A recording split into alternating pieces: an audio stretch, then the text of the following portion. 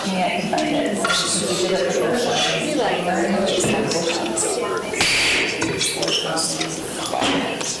Good evening. I'd like to call to order the regular meeting of the Logan City Council for Tuesday, April 15th. Yay, tax day.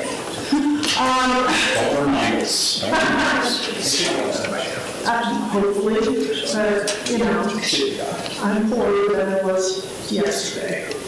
Anyway, enough of that. Our opening ceremony this evening will be given by our City Poet Laureate Shannon Mountain, and I will turn the time over to you. Okay. All right.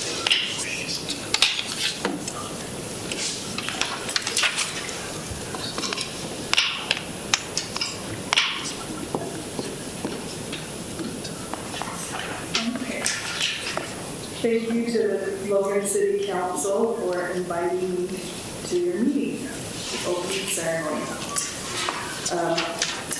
So this poem is called Guide to the Logan River Trail, I Fit Parking Lot to Trapper Park. I've seen Jeannie there before. Walking the dog.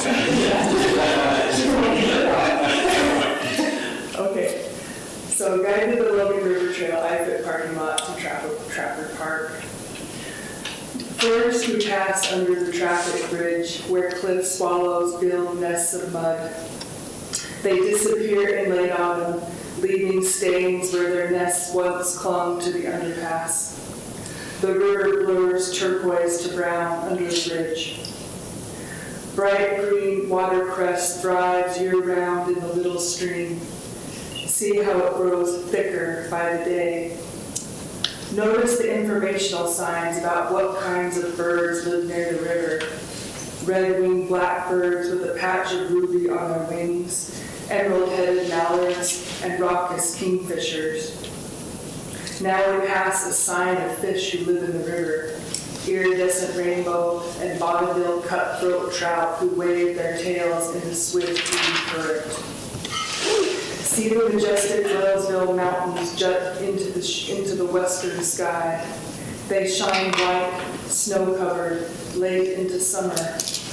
Did you know they are the steepest mountains in the lower 48 states? Turn around and see the Bear River Mountains rise emerald behind us in the east. Now we pass the pastures that fence horses, dozens of them. Black, white, chestnut. A few hang their velvet snouts over the fence to greet passers-by. The pastures shine with puddles, bright pale hay. The pastures smell of rich thaw, horse manure. Hear the music of frogs croaking and see the black-necked garter snakes coiled, shy and olive-bodied, on the edges of the trail in the grass. The air vibrates with the jubilant caw-caw-paree of red-winged blackbirds and the cheerful chickadee-dee-dee of black-capped chickadees. Listen, can you hear the busy chatter of the crested kingfisher? Can you hear the mallard skimming to a stop on the surface of the river? At the bend in the trail, we hear the lonely call of a great horned owl tangled in blue branches. Here comes the man with one hiking pole and the old cowboy riding his bike, and the woman who smells like patchouli glides by. Here come the mothers pushing strollers as they chat with one another, smiling as we pass. And all the people walking dogs, low-slung black dachshunds, gregarious yellow labs, and dozens of doodle mixes. Curly-haired, copper and blonde, and the golden retrievers who love people and lick everybody's hands. Past the pond and offshoot of the river, we see minnows, their shadows doubling them. We can't tell which is minnow, which is shadow. And the solitary kingfisher, slate blue, perches on a bare tree that stands straight and tall. And a small gray bird skims the water, leaving ripples before being swallowed into a gray shrub. There's the black metal bench on the side of the trail where we stop to sit and have a sip of water.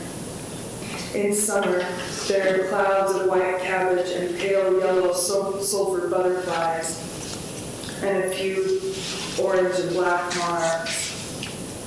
Onto the second bridge, this one too over a shallow pond, where in summer, small white flowers dot the water, and wild cucumbers with their spiky shells drape all their vines.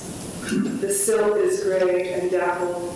In here we hear the raspy call of a marsh wren rattling cattails. We pass the mobile home park with blue and yellow homes, and over the second bridge, where on both sides we are surrounded by gold cattails, slowly exploding fluff.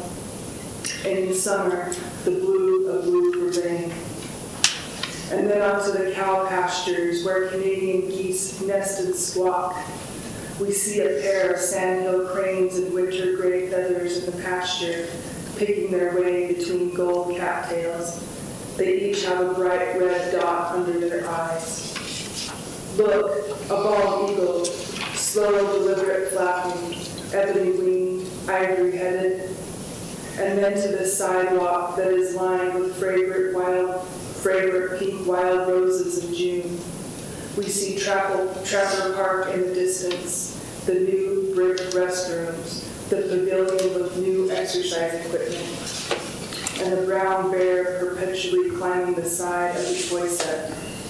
But before we get there, let's linger at the spring that spills silver water over emerald velvet moss. Thank you.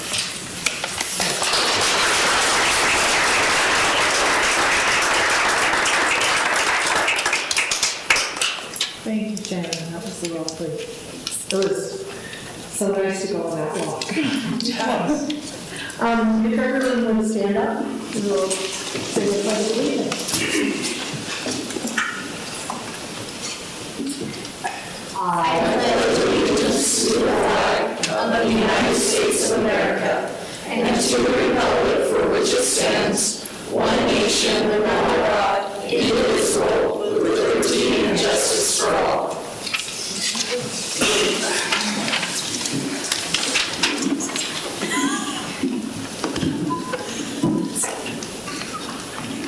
Our next order of business this evening is the acceptance of minutes from our last meeting and the approval of our agenda for this evening. I'll move for acceptance of the minutes and approval of the agenda. I'll second the motion. Moved and seconded, all those in favor, please say aye. Aye. Any opposed? Our 2025 regular meeting schedule is the first and third Tuesdays at 5:30. Our next meeting is, ready for it, May 6th. Feels like you're just like, phew. Item 5 on our agenda, we open the mic for questions and comments for the mayor and council. Items that are not otherwise on the agenda. I ask that you state your name, where you live, and take 3 minutes or less.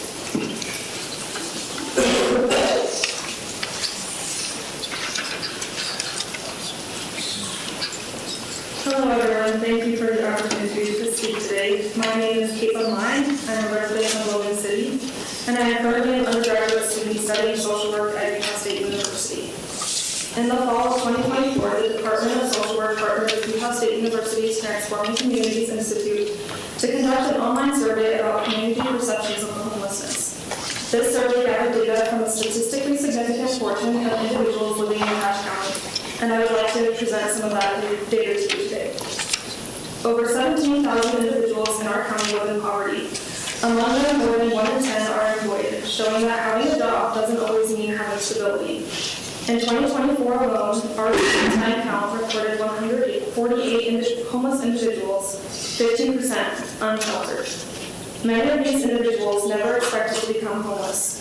You can read personal stories of individuals who have experienced homelessness on the William A. Bernard's Warming Center website that describe the various factors influencing homelessness, including high housing costs, job loss, medical debt, and domestic violence, among others. In Cache County, the face of homelessness is closer than we might think. According to our survey data, 60% of residents personally know someone who has experienced homelessness, and 26% know 2 or more. These are our friends, neighbors, coworkers, and even family members.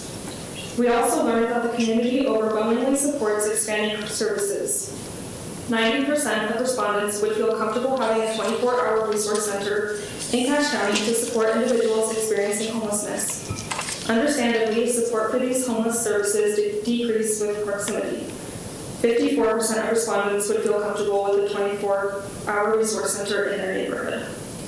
Community members still have different perspectives. 34% of respondents believe that building a resource center will cause an influx of people experiencing homelessness within Cache County, and their concerns should be acknowledged and considered during discussions on this topic. Yet the overwhelming support for expanding homeless services in our community across all demographics, including political, is hard to ignore.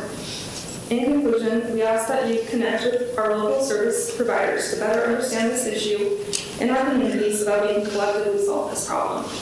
If you are interested in learning more about the data we gathered, the full research study will be available on the Transforming Community Institute's website this summer, and you can find more information on the flyer that was handed out. Thank you. Thank you. Thank you so much.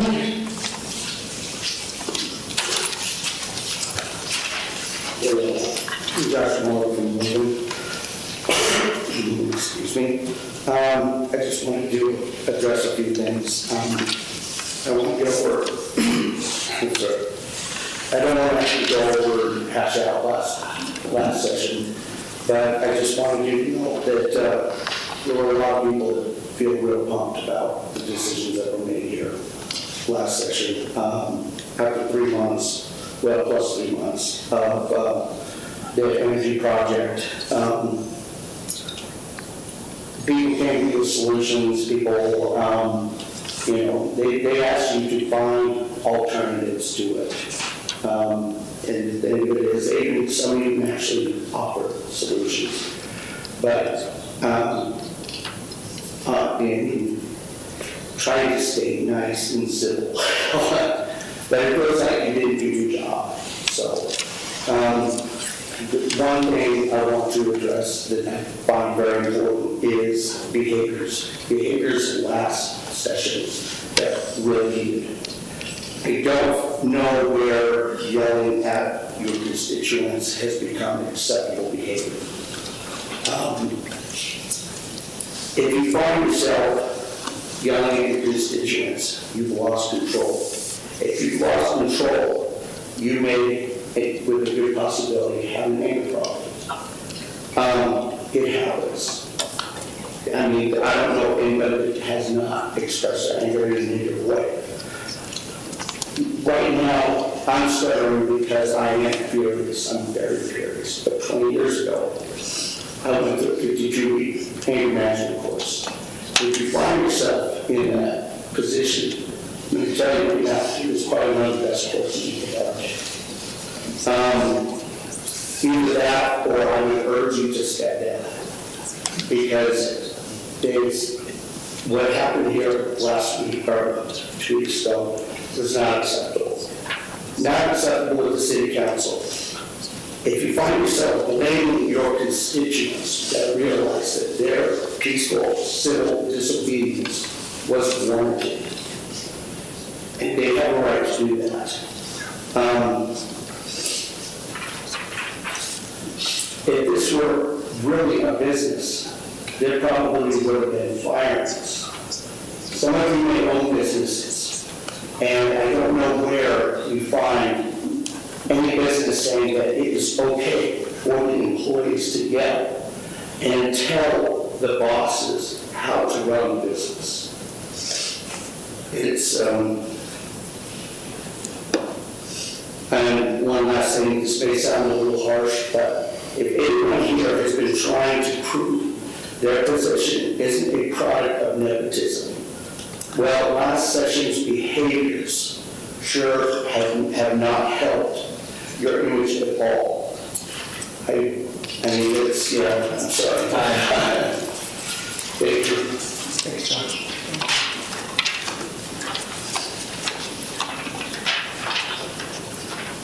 Hi, I'm Alan Hudson. I live in Logan. And let me reiterate what I said the first time I spoke to you. Your commitment, your courage, and humility are appreciated by me. If you give me 1 extra minute, in case I don't know.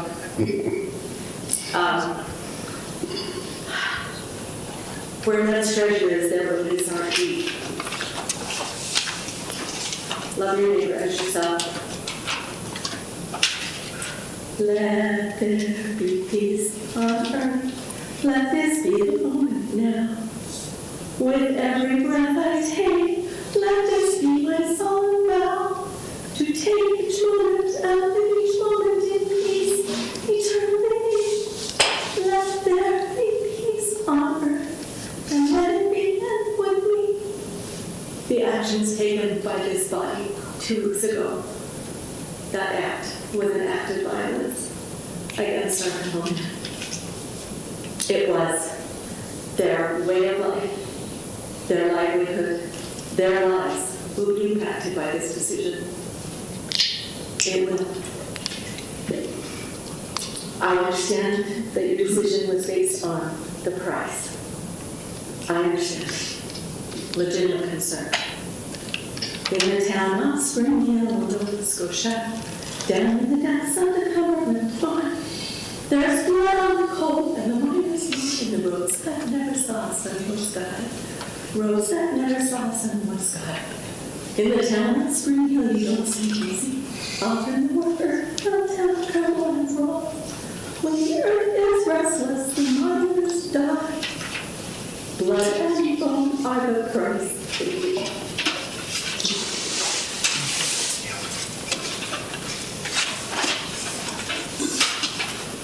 Patrick Almont from Logan. I'm here to resign my position as Vice Chair of Logan City's Renewable Energy and Sustainability Advisory Board. This isn't just about 45 megawatts of fossil fuel energy you've now locked us into through 2050. A decision I believe our city will deeply regret. But I'm resigning because of how that decision was made. It began with deception, it proceeded with exclusion, and ultimately ignored the inconvenient questions and concerns. You have hard out, living throughout competing interests, tight budgets, uncertainties, but this moment asks more of us. More courage, more depth, more willingness to sit with discomfort, with complexity, with grief for what is being lost.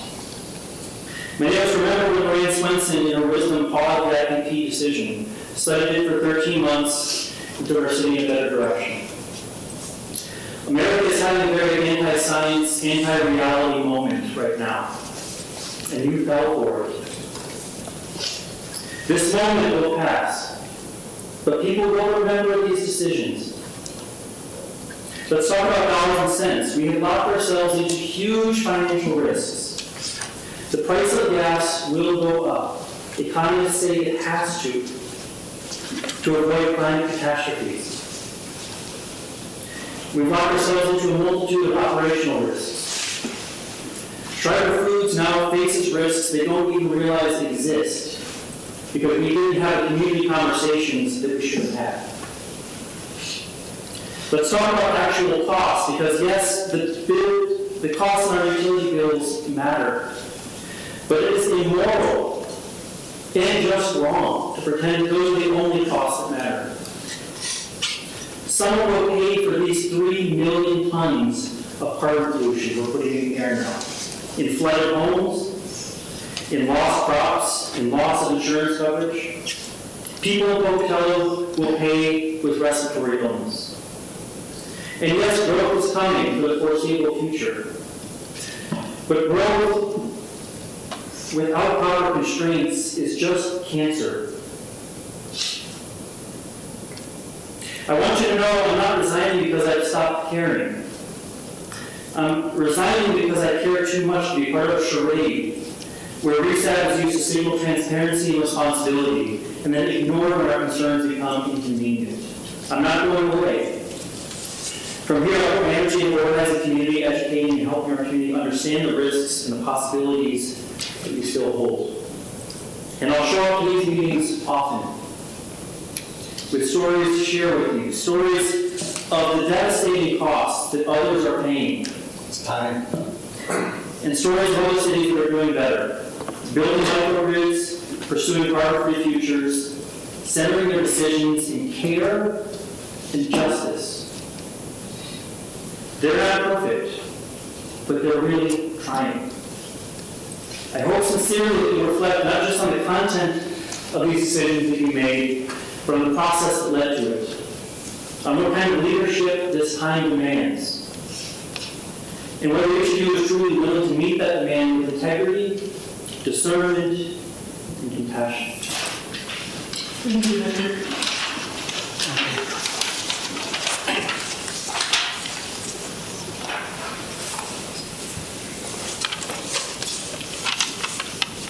What's the name of Logan?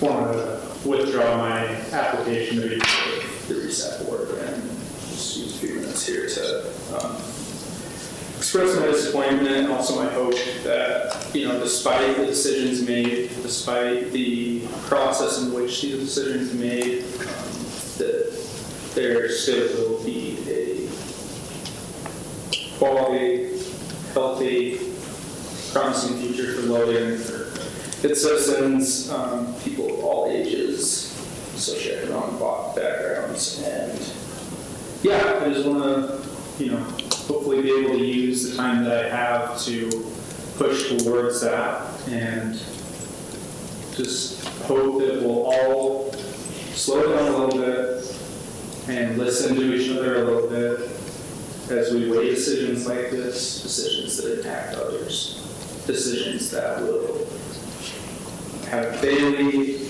impacts no matter economic considerations or anything else. Climate change does not care. I do know that. I spend time day in and day out reading the science, seeing the reports. I know that votes aren't made like they really do know that. I've seen that part of the process play out too. I just hope we can do better together going forward, no matter what. Yeah, that'll be my hope that I use. Just like Patrick said, it's not a thing about quitting. It's about control and moving forward. And yeah, just remain hopeful for the city of Logan and for its citizens. Thank you.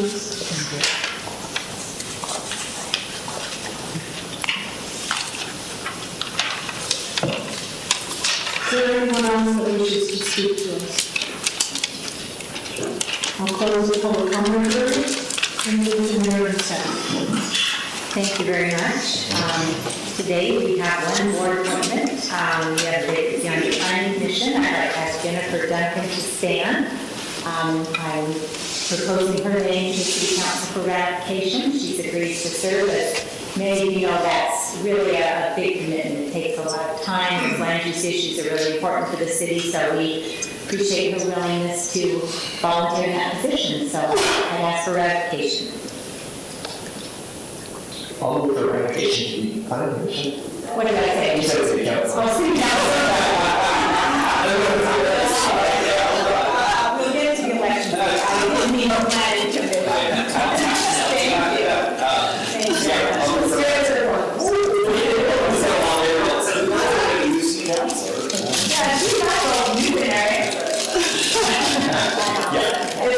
It's been moved and seconded.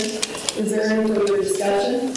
All those in favor of ratifying Jennifer as the planning commission member, please say aye. Aye. Aye. Any opposed? Thank you.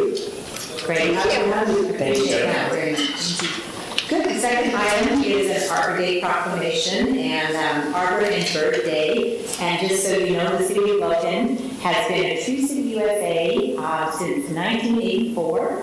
And because trees cool our streets, sustain our birds, and warm our hearts, we're in favor of them. I won't read the whole proclamation, but invite those that would like to join the city for an Arbor Day celebration Friday, April 25th, 5:30 to 6:30 p.m. at Murray Nelson Park, where we will be planting a new tree. Fest. Our boards will be there. So that is that item. And then item 6C, Teresa was not able to be here tonight, but she sent me this report, which I will share with you. Again, this is where the election part comes in. The filing dates for this year's municipal election is Monday, June 2nd through Friday, June 6th, from 8 a.m. to 5 p.m. on each of those days here at City Hall in the recorder's office. So the seats open for filing, although they're at-large seats for the 2 council seats that are open. And that would be Amy Anderson seats and Ernesto Lopez, and also mayor as well. And all seats serve 4-year terms and are elected at large. Those interested in filing for one of those offices must be a U.S. citizen at the time of filing, be a registered voter in Logan City, at least 18 years old, and a resident of Logan City for at least 365 consecutive days before the election, which is November 4th, 2025, and not be a convicted felon. So for those of you that meet those qualifications, again, I think I will not be running again for mayor, so that spot will be open. The primary election, if needed, will be Tuesday, August 12th. And the criteria for that is if more than 2 people file for mayor and if more than 4 file for city council. And the Logan City has contracted with the Cache County Clerk's Office for this election. They will be sending and processing the ballots. And just by way of information, Utah has enacted HB 300, a new election law that introduces important changes to our voting process. Again, now this doesn't start until 2029, but there will be in that year an opt-in for mail-in ballots. So ballots will no longer be automatically mailed to all active registered voters. So to continue voting by mail, you need to opt in, and this can be done when you register to vote, renew your driver's license, or through the Lieutenant Governor's website. And once you opt in, your mail-in ballot status will remain active for 8 years unless you fail to vote in 2 consecutive general elections. And beginning again, also not until 2029, but beginning that year, there are voter identification requirements, and voters who choose to vote by mail will be required to provide the last 4 digits of their driver's license, state ID, or social security number on the ballot return envelope. And for in-person voting, a ballot ID will be necessary. The one thing that is changing for this election that people want to take note of, there is a change in the ballot submission deadline. All mail-in ballots must be received by no later than 8 p.m. on election day to be counted. It used to be a postmark. So you do just, if you're voting by mail, plan on voting early so your ballot has plenty of time. Again, until 2029, when the opt-in and ID requirements take effect, as long as you've been getting a ballot and you're an active registered voter in Cache County, you should continue to receive your ballots by mail without needing to opt-in. So that is... But only Logan City residents will receive this ballot. Right, but again, the county has it for all municipalities, so, but again, they send it to the appropriate people. So with that, that is the end of my report. Thank you, Mayor. We'll move down to council business. Planning Commission update. As Russ said, it was easy, but in some ways it wasn't easy. We had an amazingly wonderful turnout for our visioning exercise for the general plan. This room was full of people, all talking at once and drawing on maps. And it was, I believe, quite successful, and there was a lot of energy in the room, and that was nice. So, and other than that, there are board and committee reports tonight. I'm going to let Mike go first. Couple committees I went to last month. We sat met a week or 2 ago. Yeah, 2 weeks ago. I had a couple of discussions. One of the discussions is about demand reduction conservation, and working on an outline for some different things we can do there. Another discussion is kind of exciting and not exciting at the same time. We had a great presentation on a local solar installation that a company is building here in Cache Valley. I don't think we know where exactly. They're still starting. Yeah, they're starting the process. The permit process with the county. They're still years out building, but it's, they're years into it too, so. We are following up with them. But yeah, we'll be keeping an eye on that and see if. Yeah, I'm sorry that our guests didn't I know. stay here that recorded. We are working on some of the things they were. I was having that information and then like how we're communicating, we follow up with them as they get closer. They're building a 150 megawatt solar plant. Their plan is 100 megawatts with 300 megawatt hours of battery. So we'll be following up with that over the next, so I think it was 2029 was their goal to be online, but so that was kind of exciting for me. And then I really did meet BPAC, but I was not able to attend. I know they discussed bike week and they finalized their bike week plans. There is a schedule on the Trans Cash social media on the website for bike week. Bike week is May 12th to 18th. So it's coming up pretty soon. Got my bike on. I know we got ourselves here. It's nice to be out on it again. Yeah, so BPAC, and then we all went to the CBG steering committee, but we were going to be on that. And then I've been to a couple of different meetings about our bike lane in 500 North that Public Works is working on. They're working on install this week and next week, and hoping to be open the first week in May, second week in May, with that bike lane. That'll be Logan's first protected bike lane, which is exciting. And then I met with part of Public Works and the county on some other bike lane plans on both west working as well. So that was fun. So also in the planning workshop, it was great. I think that said there were about 170 people in attendance, so it's a great turnout. Thanks to the for the standard actually, Local Municipal Council continues to meet monthly. Our next meeting will be May 6th. Just a reminder, people that live on the our warming center did close this past weekend, so it's not no longer open for housing people overnight. And just also the only other thing is significance, there was state legislation about doing a code red, similar to our code blue, that would be hot, that we would have to have an obligation.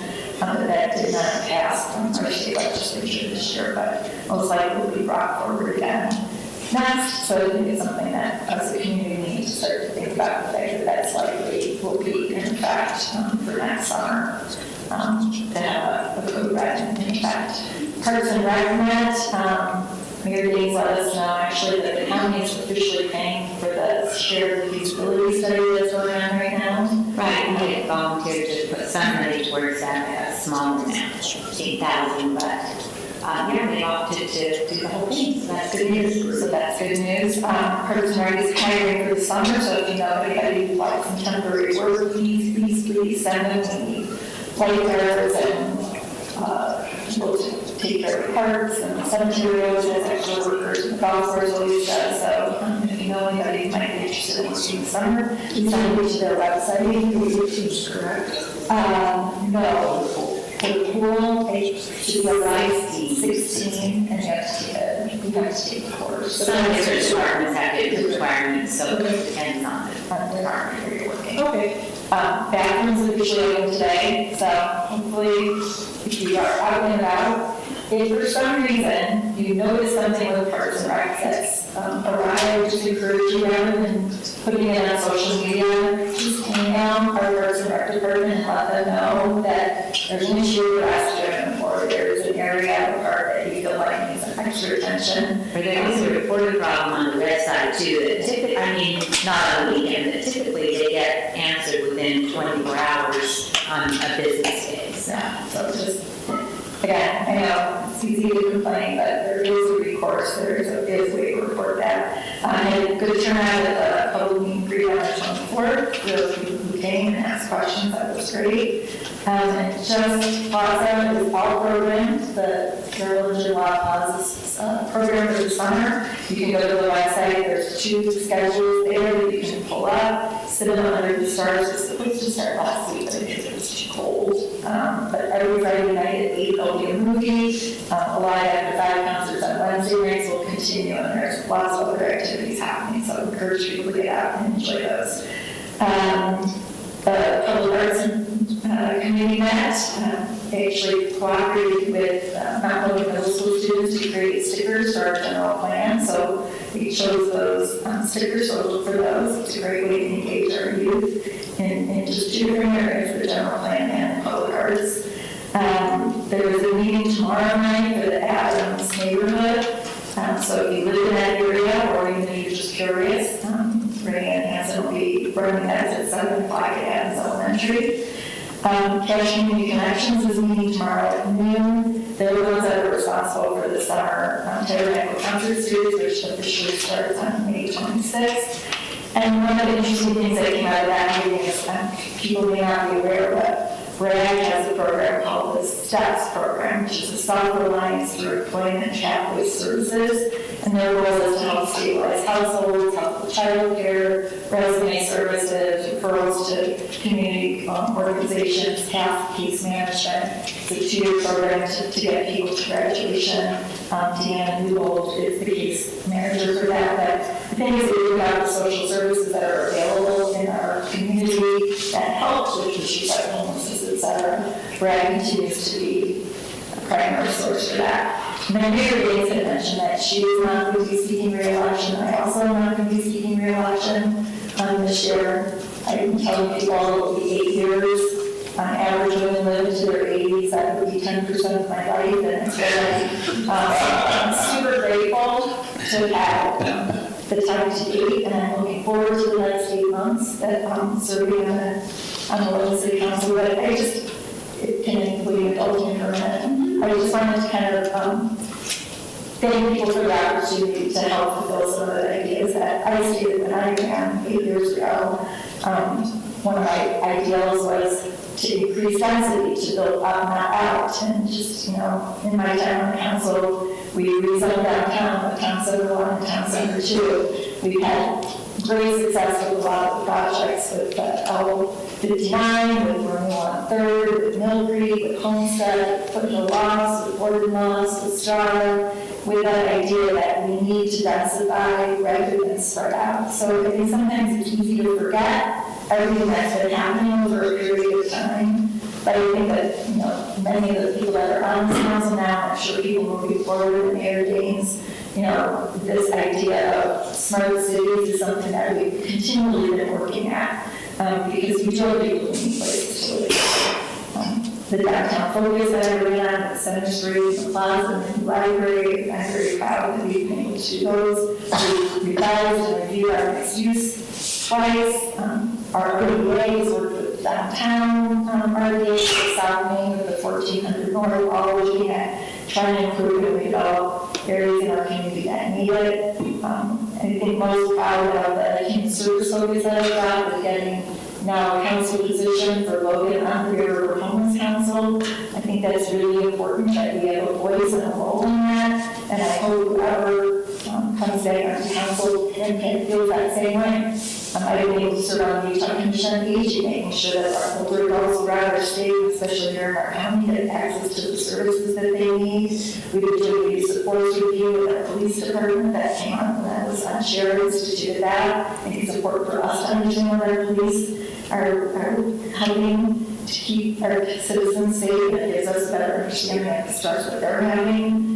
We have signed contracts for renewable energy for solar and wind, and yes, I know there's also been natural gas, but I'm very proud of the fact that we have been making sure that the services that our city provides are there and are stable and are reliable, including sewer treatment plants. I know there's still more to do. One of the first conversations I had when I was elected was I met with Craig Butters to talk to him about doing a countywide rec center, which has not come to materialize because of all these other things. I'm sure that's going to continue, and I hope others continue to choose to move on with that. But thanks for indulging me. Started a great 7.25 year, and look forward to the next 8 months. And I'm encouraging people, despite all of the frustrations and the stress, there's still a positive, there's compliments. The work that you do is recognized, so I encourage people, if you're interested, to please consider running for city council. So that was more than a few minutes, I'm sorry. No, I think it's a timeline. So that's all your turn. Well, I can't beat that. I don't. There's not going to be 3 minutes, be less. Okay. So, Mike and Amy already reported on Lisa and public arts, so I'll just report on library, cash arts and economic development. Library, the big talking point in the last meeting was bringing back the pulling of the halls that service was taken away, I think it was fall of last year. Holes on books? Yes, so if you guys remember, there was a service where people could request that they're available hold. Okay. And so they brought it back with some limitations, and it was just announced actually, I think, a couple of weeks ago, that it was coming back as a service. Also, they reported that the year-to-date fiscal year, they are actually under budget. They spent less than planned. So we're happy to report that. Cash arts, they are undergoing right now a website redesign to make it easier to navigate for mobile devices. They're also recruiting new board members as they're looking to replace some that will kind of rotate out and expand. And economic development, it was reported that the City Center Association for Events was formally created and joined the Cash Chamber of Commerce. Anything you'd like to add to that? We're still working it out, so it'll be exciting. New opportunities for everybody. And they will confirm that Class 45 has been sold, as well as the Drive to the Moon building. And they emphasize also the need to pay a little more attention to the airport and the ongoing needs that it has, and possible opportunities as we look into the future. And that's it. Excellent, thank you. Our item C has been canceled. So we will move now to our action items. Our first public hearing this evening is about a new drinking water master plan and capital improvement plan.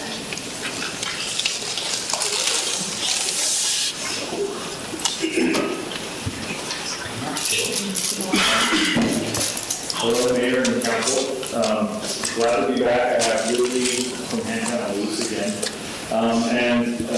Again, we're excited to, get this new drinking water master plan resolution in and start implementing some of the solutions that we've come up with. We can do questions. We have a briefer presentation if you want a quick review of what we went over last time. And I also have a bunch of public works staff here that can answer things that I don't know. Drinking water for everybody.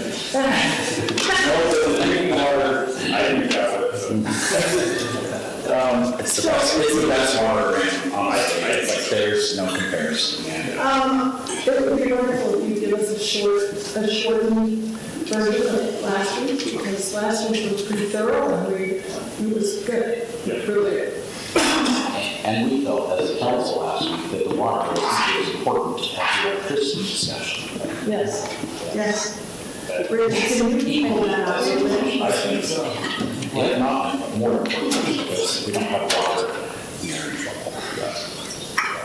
We can get by without electricity. We did have, I didn't mention it, but Joe had Derek Homestead. Derek, I was thinking Derek, and he got Derek came to present to Louis about the drinking water master plan. We talked about some of the conservation things the city is doing in terms of energy and water there. Up in areas that could reduce hotspots, in areas that could reduce leakages. It was a really big conversation. I was so impressed last time with how much our water consumption had gone down. Despite the population increase, I was like very impressed. Yeah. So we're going to get section 3 sent back to you. Thanks for the thoughts. Let's do that. So, thank you, Derek. All right, thanks for having me. Happy to be back. Joey, go ahead and advance the slide. I'll be giving a really short version. So just in summary, last time we talked about the system. This is in general a map of the system with all its pipes and pointed out in red all the water sources. Just want to point out that most of the sources follow the flow of the Logan River in some fashion. That's how the water moves through the valley. And so that's where the water comes from. And that becomes important when we talk about where the water needs to go. So we talked about that. Go ahead. And we talked about areas of the system that are seeing some declining performance. We call these pressure swings. So when the pressure varies a lot throughout the day, we call that a pressure swing. And when that happens, that essentially indicates that your pipes aren't necessarily big enough to meet all the demand. People open their faucets and the water has to move quickly, and there's friction loss that occurs in the pipes, and so the pressures drop as a result. So when we see that in a system, that's where we know we need to focus our efforts, especially if that area of the system is growing, which we know the southwest quadrant of Logan is. So as part of the master plan, we look at the anticipated future growth as defined in the general plan. So that feeds into how we forecast future water demands, how much water does the city need, and where is it needed. And then we look at when people are coming and when that growth is coming. This is a chart from 1990 historically to 2070. We've projected to 2065 with a 40-year horizon. It's pretty typical. So Logan's seen pretty steady growth. Indications are that will continue. With that comes more water. All right. We look at storage. And there are division of drinking water rules that govern storage requirements, and following those rules, there is a deficiency in storage now, and there will continue to be a need for storage moving forward. So when looking at that, these are some of those motivating factors behind the first dam tank and pipeline water project. And again, the purpose is to take the water from where it is, which is generally along the Logan River, and provide a conduit to deliver that out to the system to where it's needed, as well as a storage facility to help moderate the effects of changing demands as people hear that. But yeah, just demand is not constant throughout the day, especially during irrigation season. So when demands get really high, that's where that storage tank and that transmission pipe play a really pivotal role in keeping people in line. So as we're doing master plans, we like to look at trends over time, make sure we're taking into account what's going on, what people have been doing. This chart here shows the 10-year period from 2014 to end of year 2023. The blue line represents population growth from about 49,000 to about 55,000. And the green line represents annual water use. So we can see right here that water conservation efforts on Logan are paying off. I mean, you look at that average trend, there's very little overall growth between 2014 and 2023.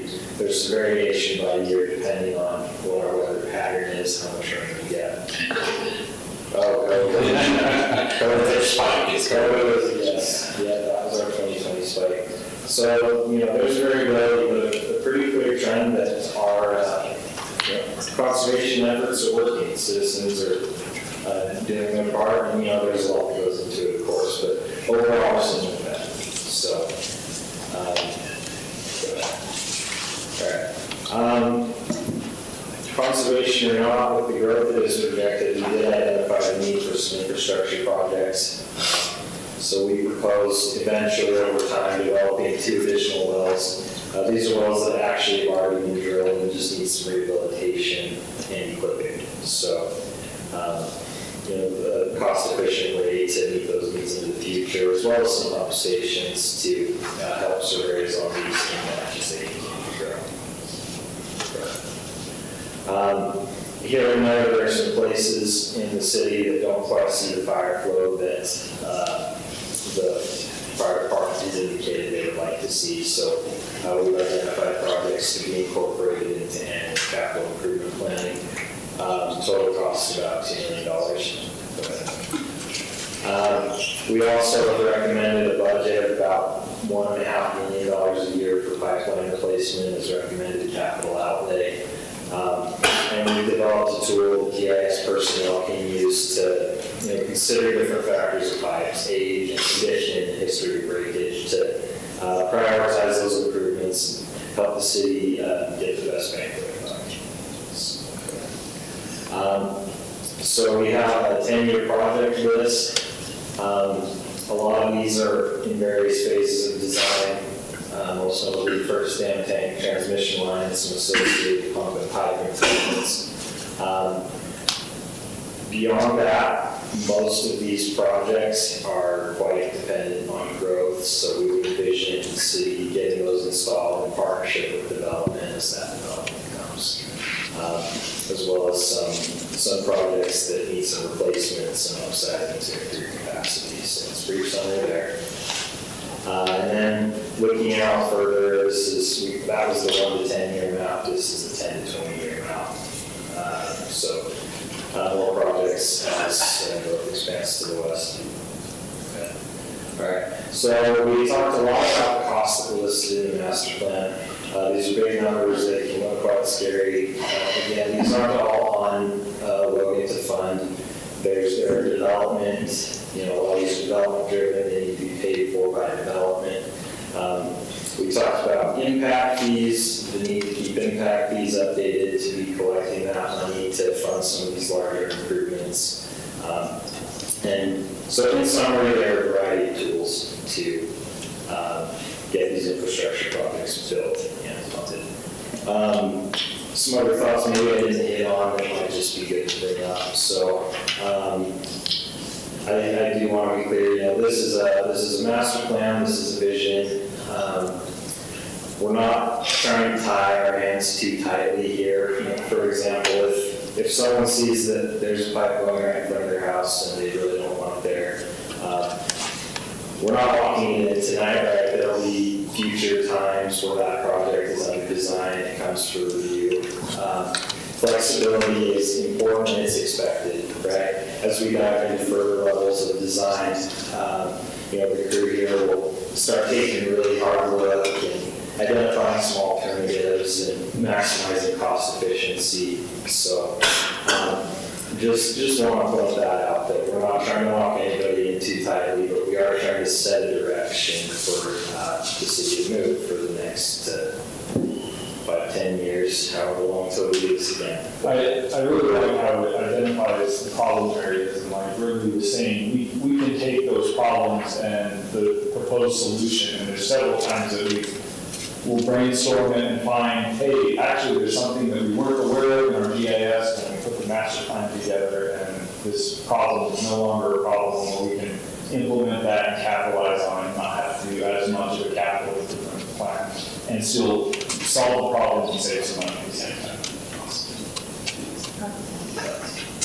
So what this plan will do when adopted, again, will give the water division that direction to move in. It will also provide an important basis for the impact fee analysis.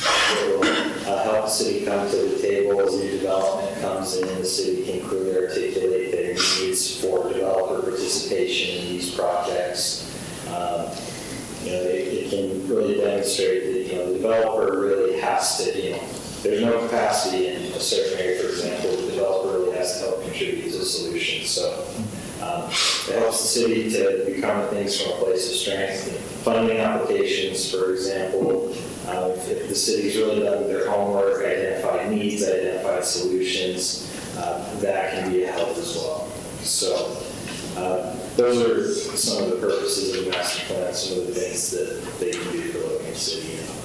Just wanted to touch on that briefly as well. So there's the short version. We've got the long version if you're going for punishment or if you want to see anything. But beyond that, we're just here for your questions and happy to help cover it. Does anybody have any questions at this time? Answered my questions last week. So. I don't have a question. Do you have a question? No, you have, go ahead. I heard you asked this last time, sort of in my head. When we look at, for example, fireflood projects, and it says it's $29 million in estimated cost, is that included or potential you'll do those projects when you're already in the area, already in the road, doing another project, correct? Is that incorporated in our estimates of that cost, or is that assuming when did it from scratch every time? It would be from scratch. Okay. I would from scratch, yeah. And another one I was looking at, this is after you're if you go back a couple slides to your future 10-year, yeah, one more, that one. I'm really good with colors, what is that light blue? Is that a big shield? The number 10, that. That's sort of the way to kind of point out. Yeah. Did Will Lakes install Piper 400 West already, or is that? I know they did sewer, I believe they did sewer. They have their team over there? No, they just have a sewer force main there. They do have one that comes from, I mean, obviously there's one that and drops down, they have one there. okay, so they do have one in that section of 400 West. They just obviously does the curve west where there's no road.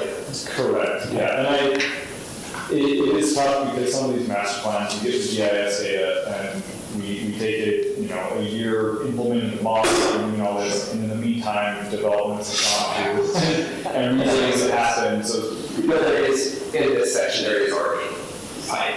There's, not the upper portion, but the lower portion there is. Okay. Okay. I guess my question. Okay. Thank you. Anybody else? Okay, I'm going to have you just sort of, if you want to take a seat for a second, we'll do public hearing. And if somebody needs to ask a question, I'm happy to do that. This is a public hearing. Is there any members of the public who wish to speak to this? Please come to the microphone, state your name, where you live, and take 3 minutes or less.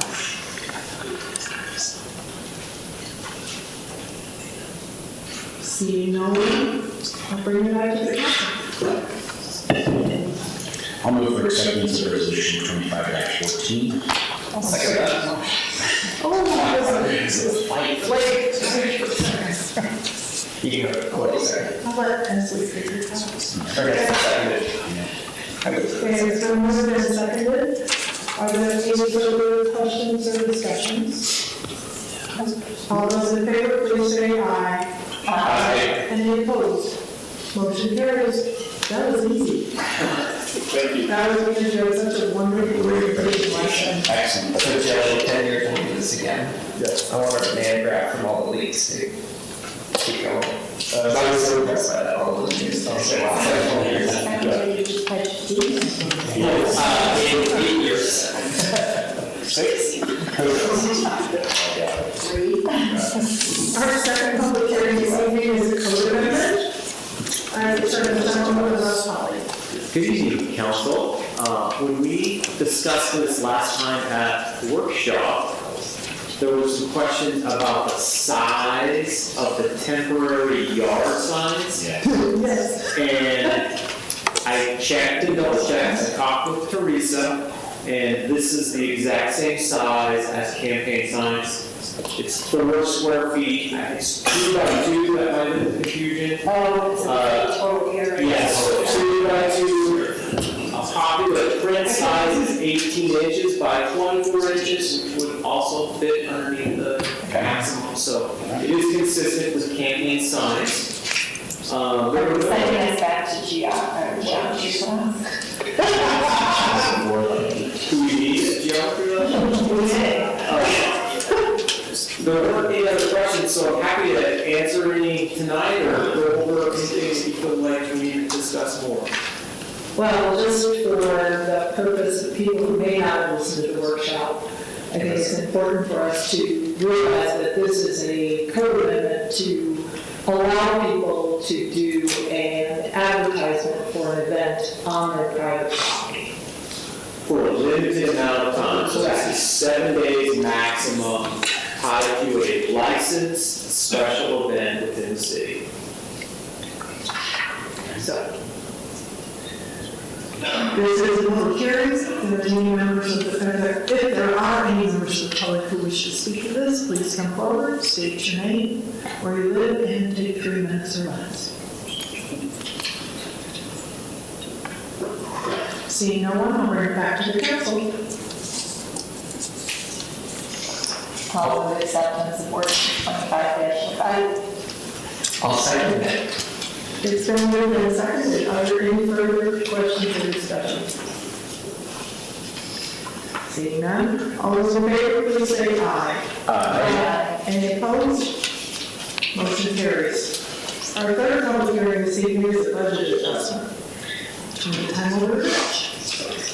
3 items to consider. The first is a request to appropriate $11,050 for a CLEF grant, community library enhancement grant for collection development.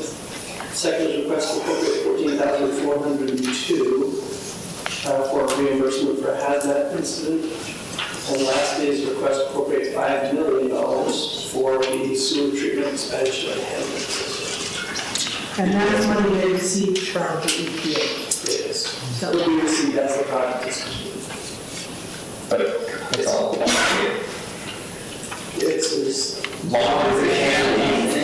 We have signed contract. That's it, yeah, sorry. 2 weeks. I know, I'm just like, it could be honest if you want to. Sure. But we're fairly confident at this point. that's confident. We have double checked request for confirmation subsequent to kind of pull back on some of these grants to make sure it's really still there. And the contracts usually have non-appropriation clauses, so even if that's side contract, there is that clause which will be fully action for that. Okay.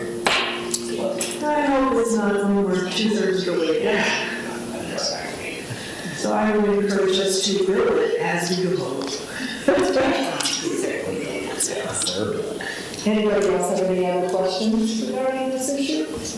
This is a public hearing. If there are any members of the public who wish to speak to Resolution 25-15, please come to the microphone, state your name, where you live, and take 3 minutes or less. Nobody's even looking at me.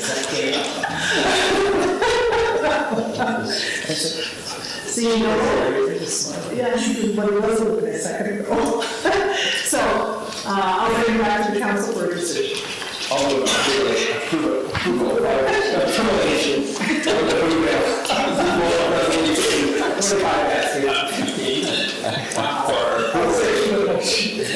It's been moved and seconded. Is there any further discussion?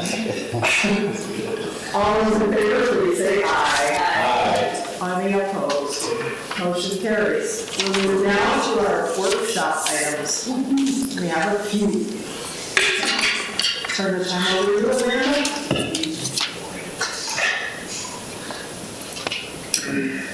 This resolution and approval is I'll leave it.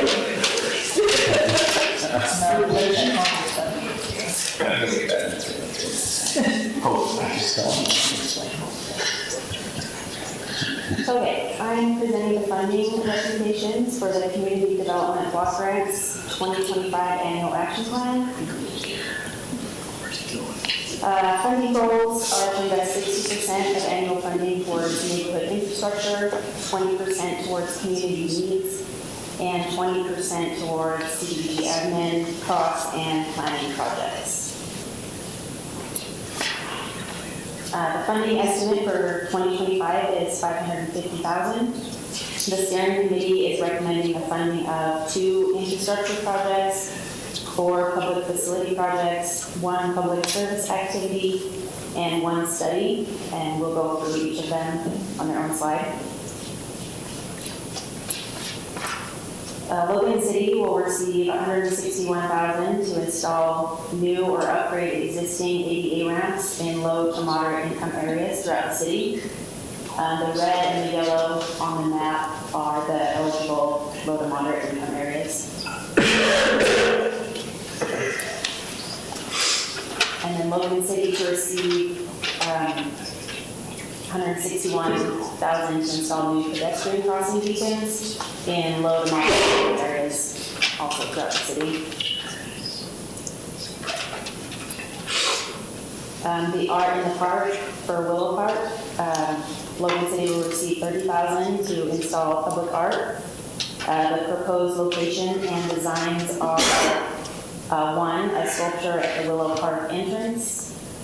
2 is a statue at the sports complex entrance. 3 is a mural on the back of the stage at the Willow Park Pavilion area. And 4, a mural on the softball building at the sports complex. And the Sunshine Terrace to receive $16,000 to purchase new commercial grade ice machines, which will be permanently installed at their facility, benefiting approximately 62 long-term residents.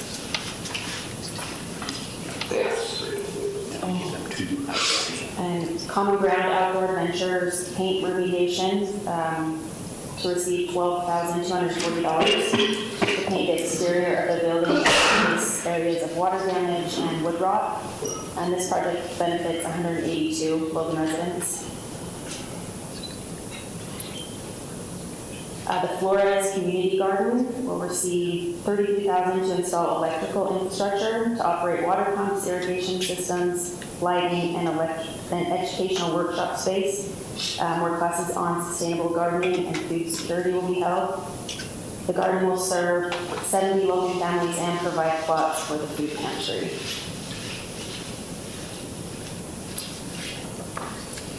The Cache County Senior Center will receive $25,000 to purchase food to provide nutritious meals to approximately 1,500 Logan senior citizens.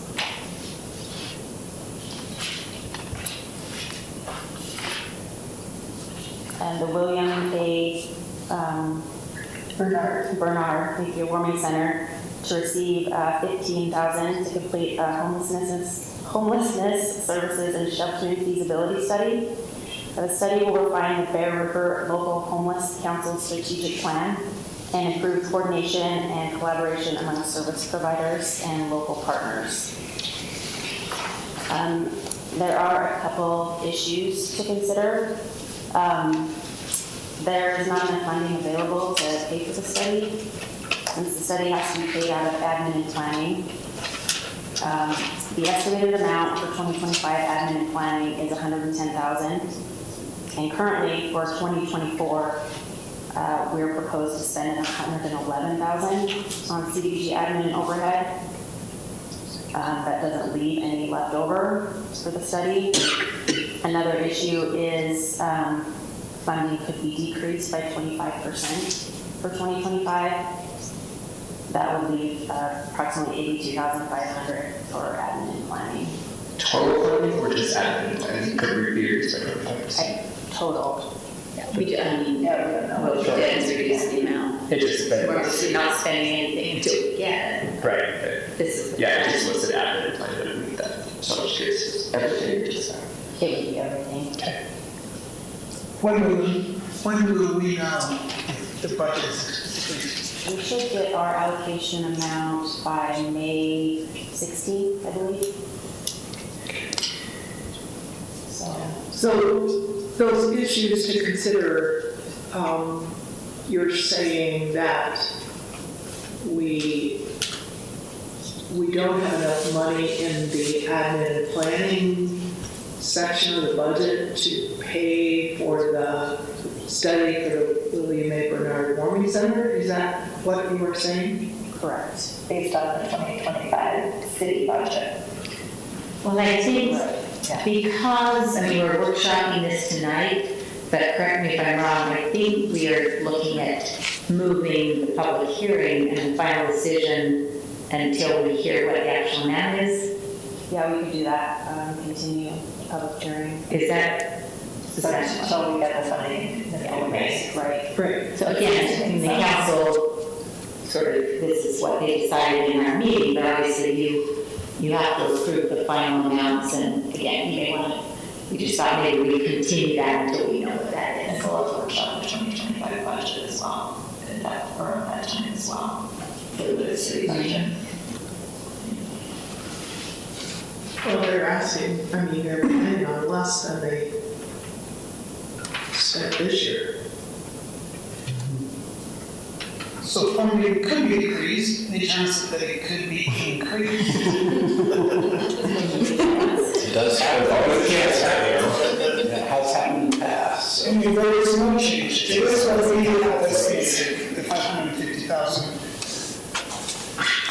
The issue that you identify of the admin and planning, how do we fix that? Do we move some from the infrastructure There's a 30% cap on avenue planning. Is that's a hard, that's not because we decided that that's how we want to. So if, That's the other piece of it, we made a determination on how much is going to community projects and how much the city is on infrastructure. That was our discretion. Because that one request was a feasibility study. I'm gonna say that this 100% we can't up or down, right? Because we do have some flexibility with the other two pieces. But is it cap for a year or is that for the 5-year plan? It's a yearly cap. So if we do want to postpone the public hearing until we have that count, does council continue that to a date specific, or? We could have the allocation amount before. It's possible we might have it by the end of April, but. So I guess put it on the agenda and then continue it if we need to. Okay, thank you. That seems to make sense to me to wait until we know exactly what the potential funding, not only on this end, but if they're reducing or holding these other projects also could be impacted as well. Yeah, unless we just don't do the city improvement projects and we can continue to do community projects. We make a motion to, do we need to make a I'm sorry. Okay, we'll put it on the agenda for the next time, but if we need to, we can continue it for like 2 more weeks. Okay. Or longer if we're Okay. So we're not really postponing it because we should be on May 6th anyway. Yeah, it will be on May 6th, but if they haven't heard, Then we'll close it. Okay. Gotcha. Thank you. Okay, thank you. thank you, man. Mike, you're up. I like your vest, it's very stylish. Very slim, huh? Yeah. Don't get old. Already there. Already there. My right hip is killing me right now, but nobody can see that. You have, I don't consider your disability. Oh, hey.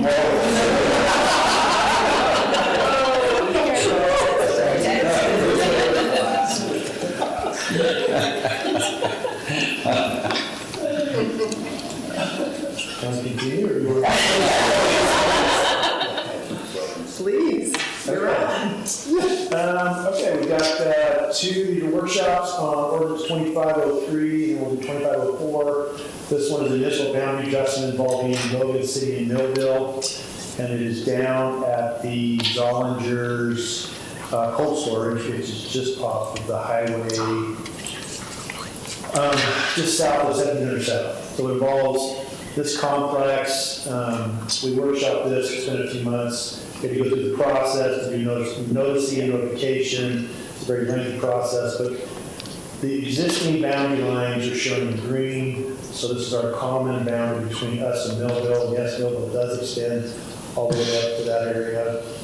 And the proposal is to modify that, follow this, this red line, to get it off of the building on the north side. And I don't know if the proposal was financing or whatever else, if there was a need to change the initial boundary to match kind of their ownership. So it's pretty straightforward and simple.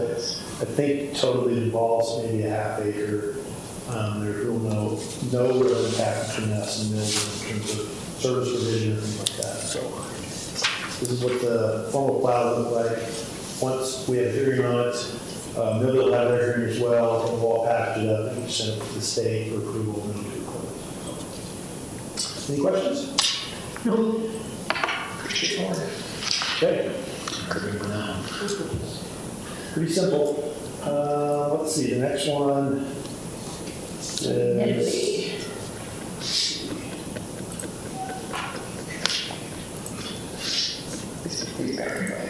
This is the one that they're developing and realize that they straddle the old fence line, or is this different? No, this is, This is ordinance 2504. This is municipal boundary adjustment for us in Italy.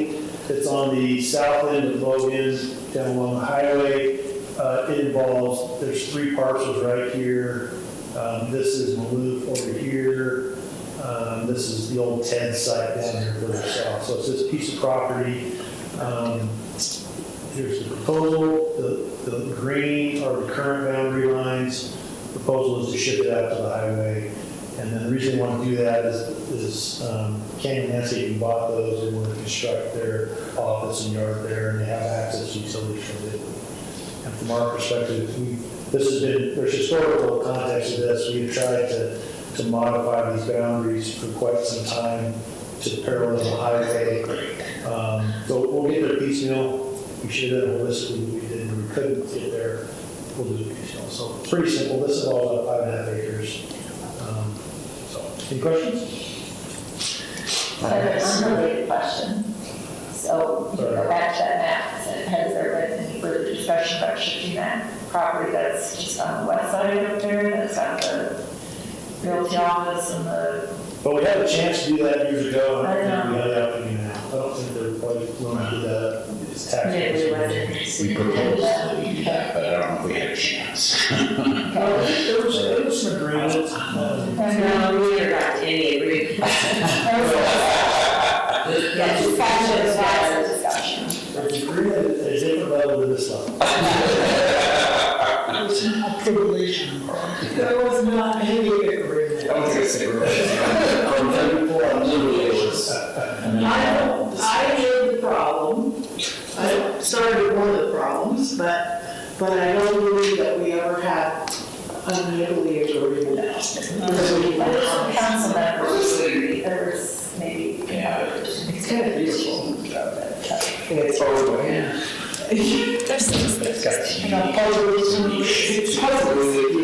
It's separate. I have no more questions.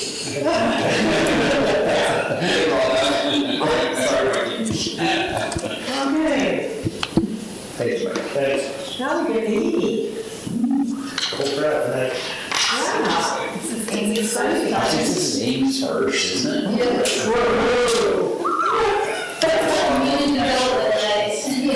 I think my... Put me on the spot, guys. Yep, it's I've heard a changing months, and I still sort of know what's together, so it can't get worse than that. We brought some hard questions here tonight, so. I hope you did. Make it worth your time. It's always worth your time to come to our meetings. Of course. Ask Mike, he knows. All right, this is ordinance 25-025, West Point Down Zone.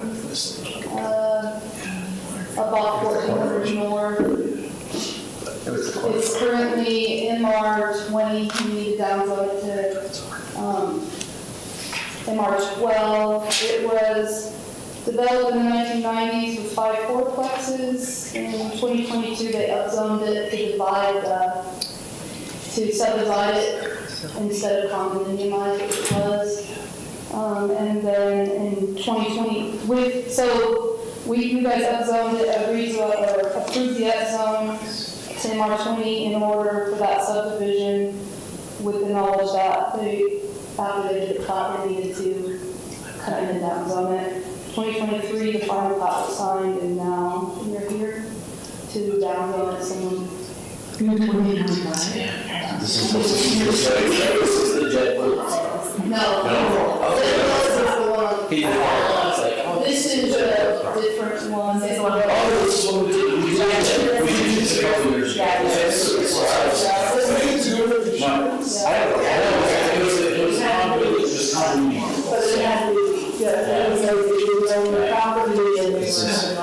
This is one that made total sense, but the planning commission just wasn't able to do it. There's no agreement signed about tonight.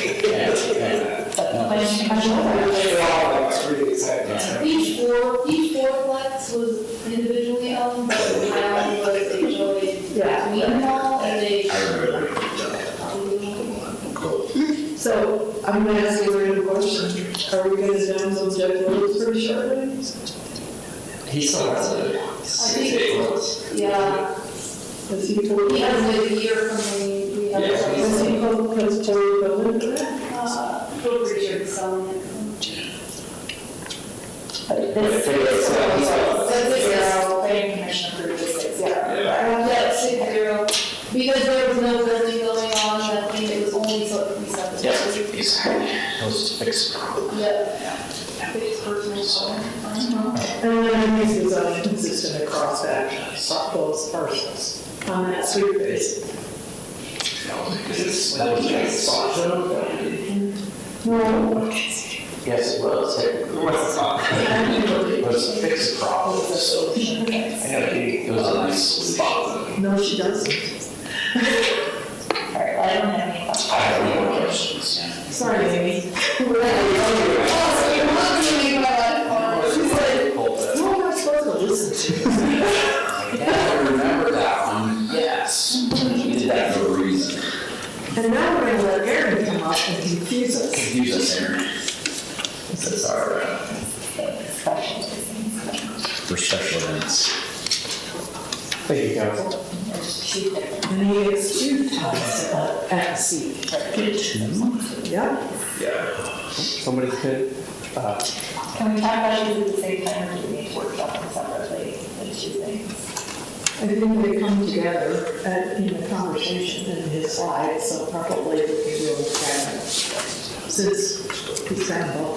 that's my intention, they kind of meld together in the presentation. I mean, there's no surprise, the resolution is the fee schedule.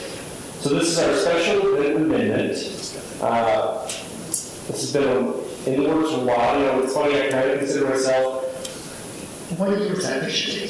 I should have looked at the menu on this image. I didn't. I was just trying to follow up the presentation. Early 1900s. Yeah, I know, it's a fantastic image.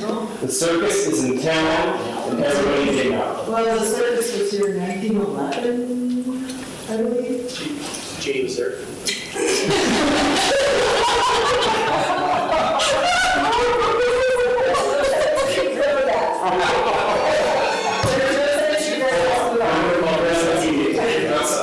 And they say Rome doesn't have enough.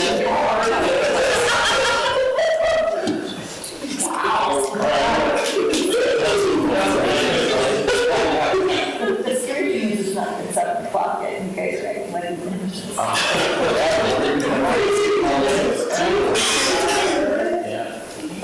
This was special events. I'm going to kind of go over what this is and move into what the proposal is here. So special events is business licensing for short-term events, typically we're talking about parades, markets, festivals.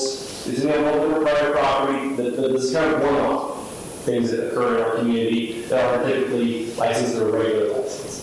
They vary in scale. We all know our mass gatherings downtown on Center Street.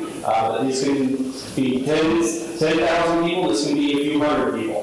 They vary greatly in scale and also license for these.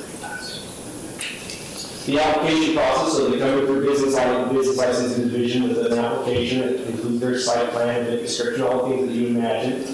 And you probably something, what do you imagine, that sometimes is necessary for us to review these.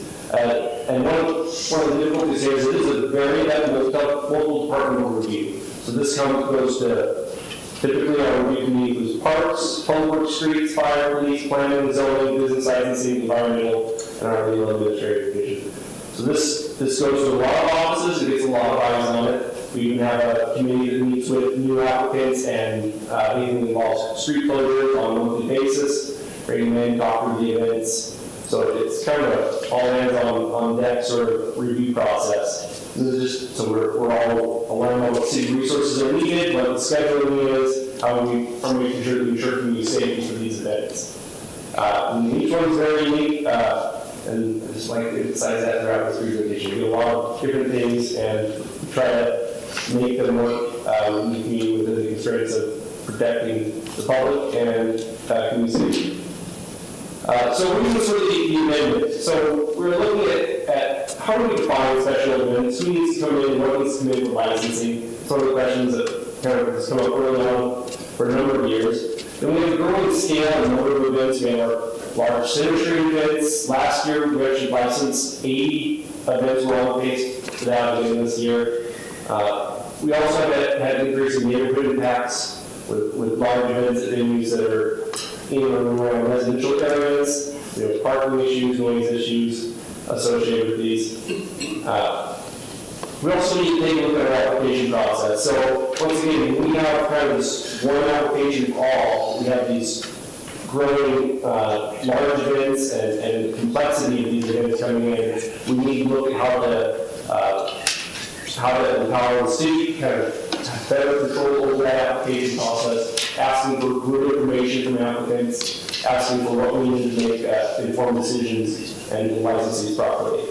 Then we also look at how we allocate city services to these and how we plan for and charge for city services in connection with special events. And then that ties in that, and that's the fees for application. And right now, we have one application fee for all event sizes, and that's something that we're looking at revising. That's sort of what we're looking at in special events that brought about this amendment proposal.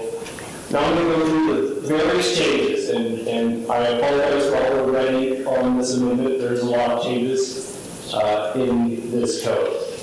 So defining special events is where we start. That's a good spot. So currently, the definition of all events that take place on public property and those on private property that are open to the public for a fee. Proposed is crafted a little bit differently, so we include that events on the new city property. That's kind of from the original one. Then we try to weigh more of the impacts and the in addition to sort of nature of some of these. So the impacts. Is this changing the way people are accessing this property from the city? Probably if it is. If it's changing that, it's making it harder to do, that's when more people get licensed. So we need to review things, make sure that that use is being looked at. And also when we're exceeding existing use of license. So we license a restaurant, but that restaurant really want to do something else one night. They want to bring in bands, and they want to clear out tables and bring in 1,000 people instead of maybe 100 people. That may be permissible, we need a review process for licensing those so things that exceed an existing use or license. So what happens if somebody takes over the whole restaurant and has a very big wedding reception? That should also be reviewed. Now, we don't have necessarily a great licensing product to have that reviewed. But yeah, that is under the jurisdiction of the fire marshal. That's under the jurisdiction of the planning zoning with parking ordinances and all that sort of thing. That's why we have a use chart, and when the use exceeds that, or gives a special dispensation to use that space to exceed those license capacities, that needs to be reviewed. So River Palace have them all the time. Because they have a license for that sort of event. We have banquet, event, etc. on our use chart. If folks want to do that, they should acquire a license to do so. If it's a one-off, this is their best avenue. Versus changing their business license. Correct. Okay. And that's one of the tough things in defining special events, because we think of the parade, that makes sense. But we're trying to use this also as that license for one-off type of things like this that are unique and outside of what's already licensed or permitted as a location. So what happens when Ellis neighborhood uses the school for their neighborhood meeting? We typically have not issued licenses to schools. But what's the impact? They're inside, they have parking, and there should be no impact. I mean, if the restaurant, closes and has a big celebration, they usually have parking too. I mean, they have to do their fire code, so they've got parking to accommodate the building, but it's inside, but again, they're out on a public sidewalk or a public parking lot. But again, it's the exceeding that we're looking at here. You're right, if the restaurant had a small group that didn't exceed their current licensing, come in and like, let's back to your wedding banquet proposal. If your capacity in a restaurant is 100 people, and you have a wedding party of 100 people, you have not exceeded your existing use or license. The school has an auditorium that has been reviewed and licensed for auditorium use. So bringing people to a neighborhood event that is within the scope of a school, that would not require a special license. Now, however, if they were planning Woodstock 25 at Adams Elementary School, they would. It's the exceeding the use. We have a statement in the USU. We're not licensing football games, because that is the expected use of a stadium. But if I don't have to run games. So if somebody, say, Herms, which is licensed to serve not at night, decides to have an event at night, do they have to come get a special permit for that? Aren't they licensed to do that? And not that their hours of operation were. I can't speak to that particular license. But let's be, like said, if there was something that wasn't open in the evening because of some conditional use permit, and they wanted to exceed that and open in the evening, yes, this would be the best avenue. Or they could change their business license if it was going to be more routine part of that. Right. So it's a big way. Yep. Okay. So the auto dealer wants to have a benefit concert in their parking lot, they would need special. They would need a special event. And if the auto dealer had a movie theater at night in their auto dealership, would they have to have a special event permit? Yeah, there's only the racing running again. I don't think there's any, we want things open to the public to be safe and vetted through the proper channels. Like anybody else is open to the public, 95 with a regular license. So if they're exceeding the capacity limits by They're changing their use. Yeah, it's any more of a, correct me wrong, any more of a capacity limit. That is a component, but it is the use question. It is what is licensed to occur there. And So one of the bids should come in for licensure. that's going to be a big money mess. I think most of them are required to currently. It's really not that complicated. First time's a little difficult. I made it through the second slide, so. So if you've got some, I'll bring up some kind of other sort of things, so like when the marathon happens and Center Street is closed and some of those businesses are used as staging spaces, the special permit for the race doesn't mean that every building on Center Street that's utilized or something also needs to get a special event permit, does it? We permit it under one umbrella. Under one umbrella, okay. So we'll look at all spaces impacted by it. Okay. If you think this is complicated, it was really interesting. We just lost the film festival up in Park City, Sundance. But they have an entire team, because they can run all their restaurants into disco and all sorts of crazy things. And they have an entire team of staff that have to go through all of these spaces to review their perspective. Anyway, it's a really interesting concept. Now that involved here, and that you don't have much of it, but it's the same way when use cases should be reviewed.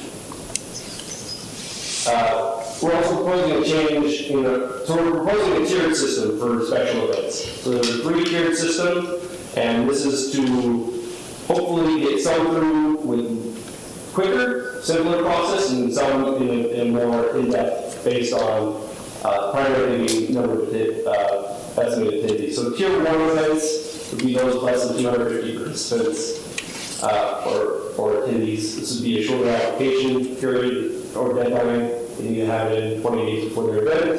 There's no mandatory committee meeting, and then we essentially assign review departments as needed for that small. So this is part would be involved, parts of it, less involved. So the committee is all the people that you had on the list 2 slides ago that that typically review. Instead, this would be more ad hoc, assign it to those that need to look at this one, but hopefully a much simpler review process. So this would be like a neighborhood party, Yeah. like they would need to know, so our neighborhoods need to know they need to do 20-day notice if they're hosting a block party.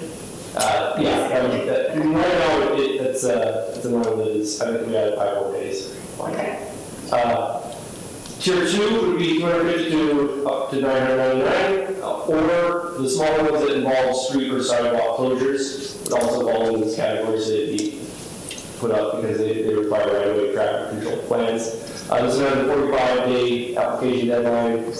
full committee review. This is kind of typical of what our current application process looks like. Committee review, committee meeting, right-of-way plan, traffic control plan. That's what. Question on that. Yep.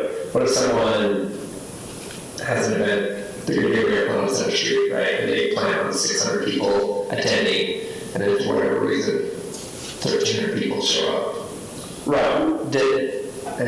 We're well into the process at that point, sure, but if they're going back next year, we're going to know, we're going to have a better estimate.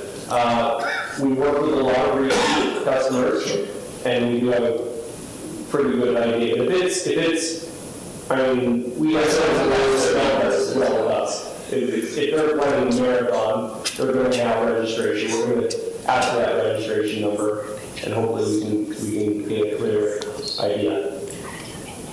But they applied 45 days before. And registration is probably open for 90 days.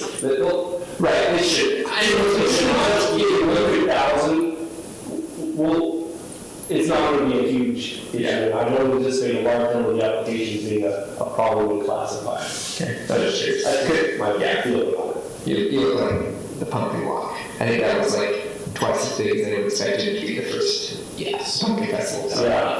I mean, it was huge this year, but it was not like a huge issue. And they're not going to, I don't think if it becomes an issue, we'll have to consider reclassifying post-event, saying, no, it's all money. I don't believe so. Because really what comes down to this is the review process.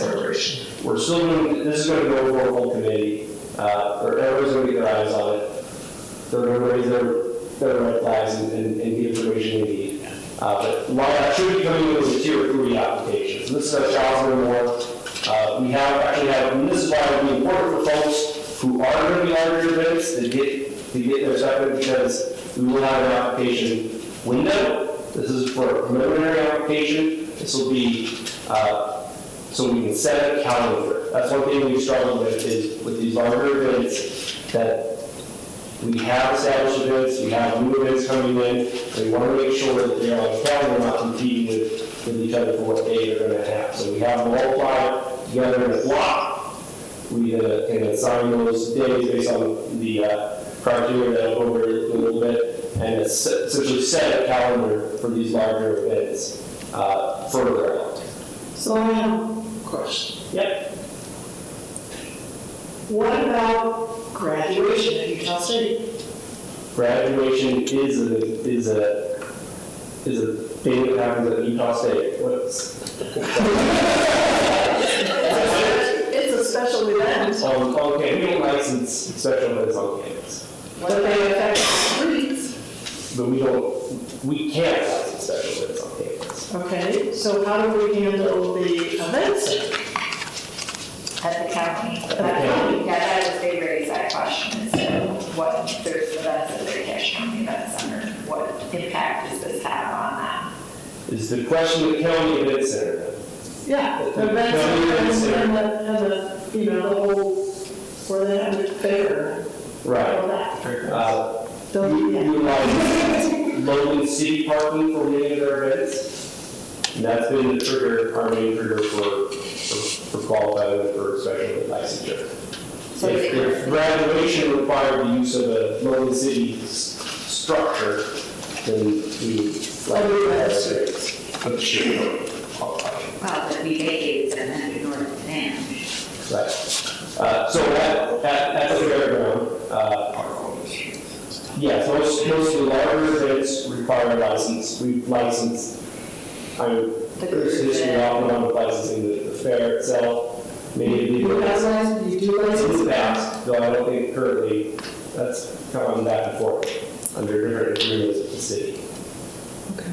But events at the Cache Event Center is required license if they require the use of city property for the event. And that's street? That is primarily the parking associated with the swimming pool. But if they're just saying our parking lot street, then they wouldn't. They're not closing the street, I mean, the street is available to park. Sure. And in HEB Residences, they have a very small parking lot with very large. So it looks like if they're doing their craft days thing. Rocking Show. No, there's like a. Rocking Show is big. I know Rocking Show is I awesome. think like in 2 weeks where they bring all the booths with all the. Vintage. That was, It's license required. that they use our They use- parking lot. And that is and this is maybe where, I'd love that input from the council on what the C licensing was there, but, those are highly impactful on residential streets.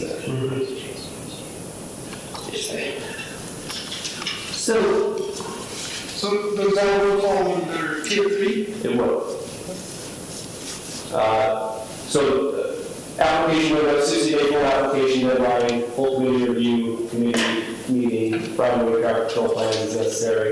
Something that we haven't required, but we are going to start for these tier 3s mass gathering permits from the health department. Those will be as directed by the health department. The public safety plan is another addition here. This is a fire code requirement. And then pre and post event on-site meetings. This would not affect Cache County, event on Cache County property or any of these private properties, nor does it affect our local city property events and products, to make sure that we are documenting that it's been properly managed and we're not having damage to public property. Just to clarify, the application window is like a specific window of the year, every year, where we will apply. Yeah. And if they miss that window, even if they're 90 days out, they missed it. That's right. So How do we? what kind of window is it? The binders. I have to go to the actual,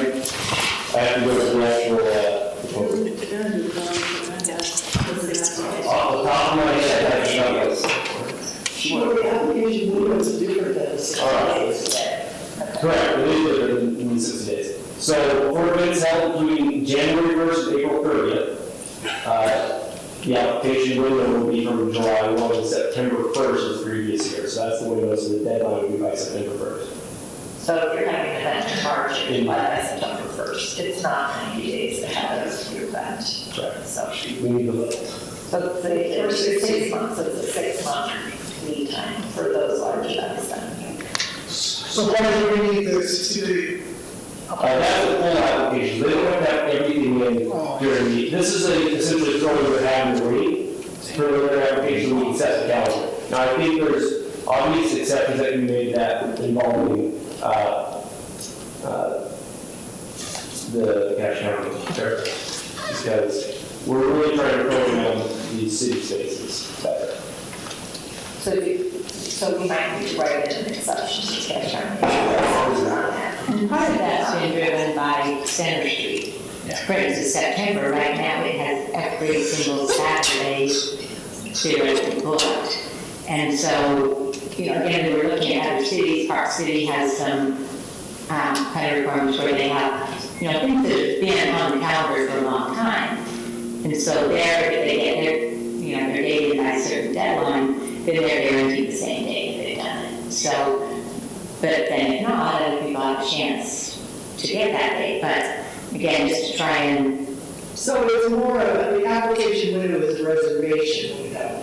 That's a great, it is. It doesn't require anything but saying, I'm going to do this size of an event on this date, 9 months from now. And they have to put a deposit down. The application fee is deposit. Okay. But they don't have to have a complete site plan. They don't have to have their traffic control plan complete. They don't have to have a public safety plan complete. Those things can come later at the application deadline. We put all of our requests in like by December, I think, for like all our events for this year. Part of it, and that's the thing where I look, things will be a problem. Most folks are planning for these 1,001 events for December. They already on these calendars. They're already reserving facilities with whoever they're planning for. These are big events that are coming through. And So is there a priority then, There is. I think I read that somewhere. So remind me of what that is, so with that application window. We'll have to go back, but I just don't want to say anything wrong. So the priority scheduling is Logan City, Cache County, and the government events first, followed by historic usage and location on a particular day, followed by person time file. So in that application window, when do you give confirmation that they have that date at the end of that application period? Or is it? We won't be collecting all of them during the application window. We will have to stamp those once the preliminary application is received and the fee deposit. And then the approval wouldn't come until the end of that application. Right, we want you to get that. But also, you can be there same day. Right. They essentially But get if it. a person asks for a date, are you telling them before the window closes so they can look at another date? Right, if I was out on September 13th, do you tell me that September 13th is taken by the cruise? If we have that application, then we can try to let them know, but we won't know. Do we give them like 1 week grace period to pick another date? Yeah, we will give them on a date. Okay. I feel like it should be like, especially with New Year's, it's like sometime. And that's why we want to all know you still have time to pick another date. That's why we have it out so far, so we can work with applicants. Okay. So we have the window and the deadline, then we can set the calendar and work with folks that maybe trying to squeeze in. If I apply, if I want something and I apply, but there's been, like, the witches dance has been historically on that date, I will have to wait to see if they apply before I get my permission. Correct. Yeah, within that. But if they apply on the very last day of the window, you would work with that applicant to find another date, even though the window is technically closed. Is there a way to have the first bit of the window repeat events? I mean, maybe you do have a different date for the grandfather in, it's either they do or they don't, they know the date they want. And we know, and we've got, they've got a month. I know what it was right off the end. No, it's Like, we want to do events, but we also want to do historic events. So we also want to like screw over with new events. It's not really first come, first served, because it's city events, existing events. But once I turn in my pre-application, when will you tell me yes or no? At the end of that pre-application. In that pre-application window.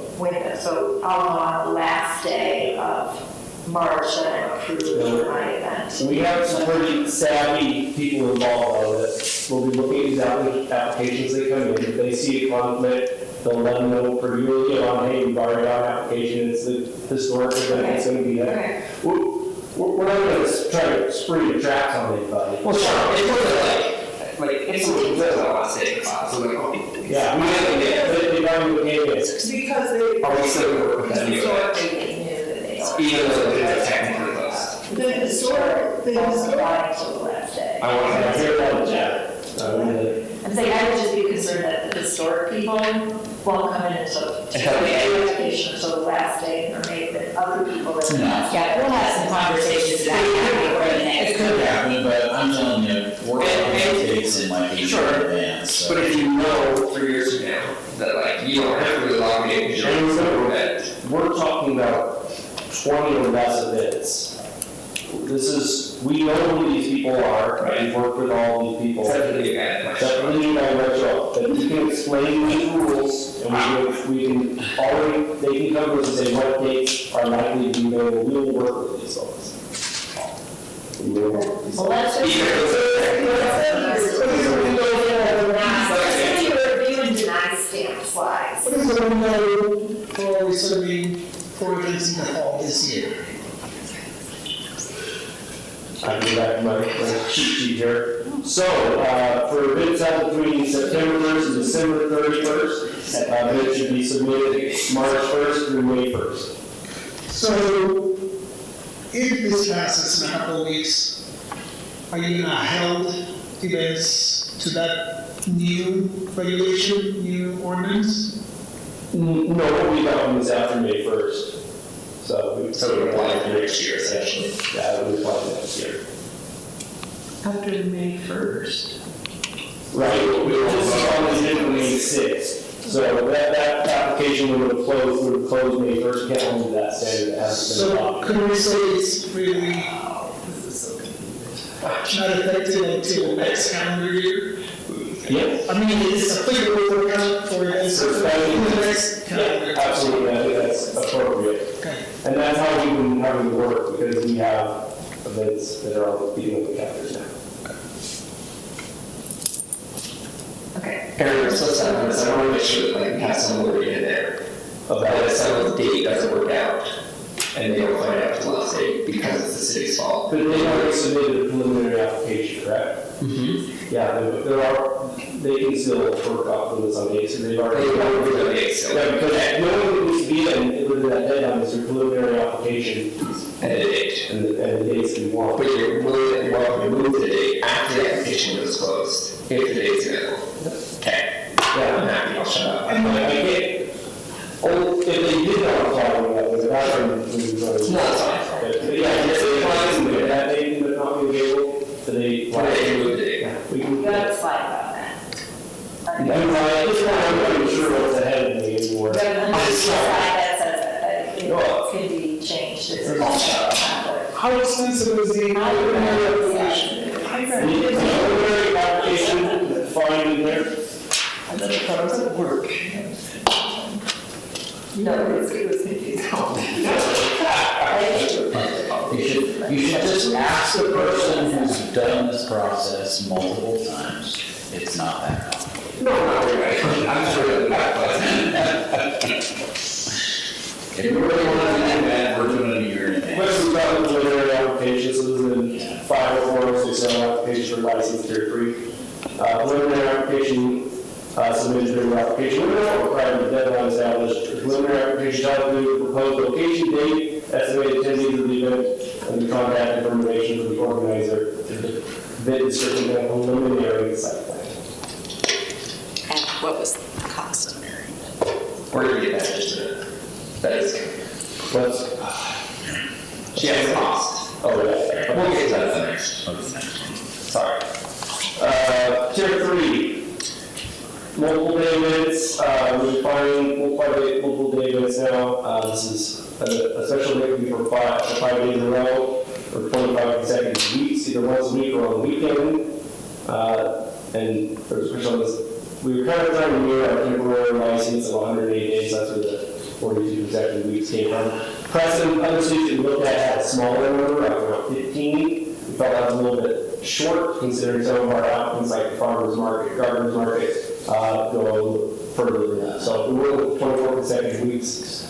There's material changes between the occurrences. They can require a separate license, but typically these would be considered under one license, and multiple day events are considered a tier 3 license. So multiple day meaning not multiple consecutive days, multiple. Either 2 to 5 days or recurring week. Okay. So it finds it's both. City venues, so this is kind of a new approach. So every small event that might happen in Logan, say once a week or once a month during the 180 days, has to be a tier 3 review with the.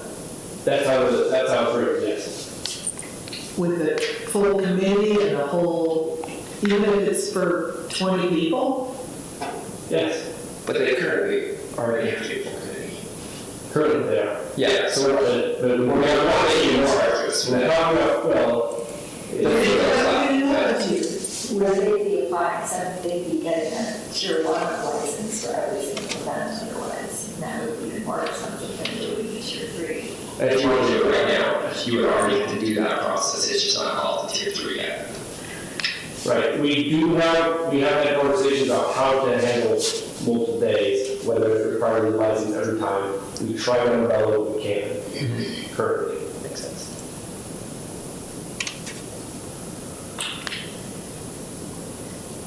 City venues. So this section empowers staff to define event type, size, time, event fee, special fees or policies at different locations. So this is essentially the section of our spaces that are available for special events, and we're able to put in policies in place on for events that occur. We define when it's available, the size. We're going to be tiering essentially this part can be used for a tier 1 or 2, but it's not big enough for tier 3, that sort of thing. The policy will be running the laws of environmental garbage use, other policies, a lot of hard policies in play, policies regarding labels, et cetera. So this is empowering city staff to define that. We also had a new section regarding film shoots. We've had a few of these come through, and it's always been a little bit of a head scratcher on what to do with them.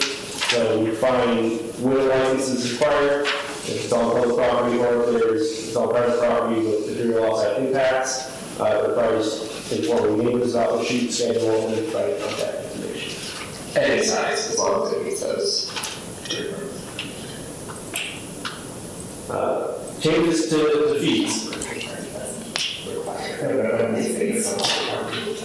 So we're using the tiering system here again. So tier 1 would be, so the current application is 75 for special events. Tier 1 would remain 75. Tier 2 would go up to 150, and tier 3 would be 300 plus $700 deposit. So what is the deposit refunded? It can be. It's done by the city. So two bullets down, deposit to be used to cover city fees and any cleanup or damage to the property. Then I added a bullet with the previous one, unpaid deposit to be refunded after that. And then the deposit may be waived for events that meet conditions that reduce the city services. This would be in regards to an event on private property or at a space, a public space that's not city owned, such as the fairgrounds. If they are self-containing on their garbage, self-containing on the security, have all their parking, that we could waive that deposit because there's no less risk to city property and there's less need for city support services. So, you have all our questions. Someone had an event on Century, and they paid it $300 and sent a deposit, and when they leave, it's all clean, the garbage cans are completely full. That doesn't count as like that's paid for the fee. If they leave garbage in the ground, then they lose their deposit. Right. Kind of example. Now, in my public, if they overfill the garbages, that could be an issue if they were required to empty them. Okay. If part of their requirement under the policy is that they empty all garbage cans on Center Street as part of their event, and those were unemptied after the event, and city staff had to go out and empty them, that would be fine. So you're going to require them to empty your cans? They can. Some fixed garbage cans are emptied by event coordinators to pull out the garbage. And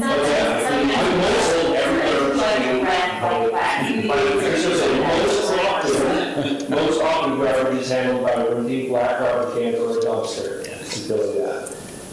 That would be a very special circumstance where they would be required to empty a garbage can. That would be something in a policy for that.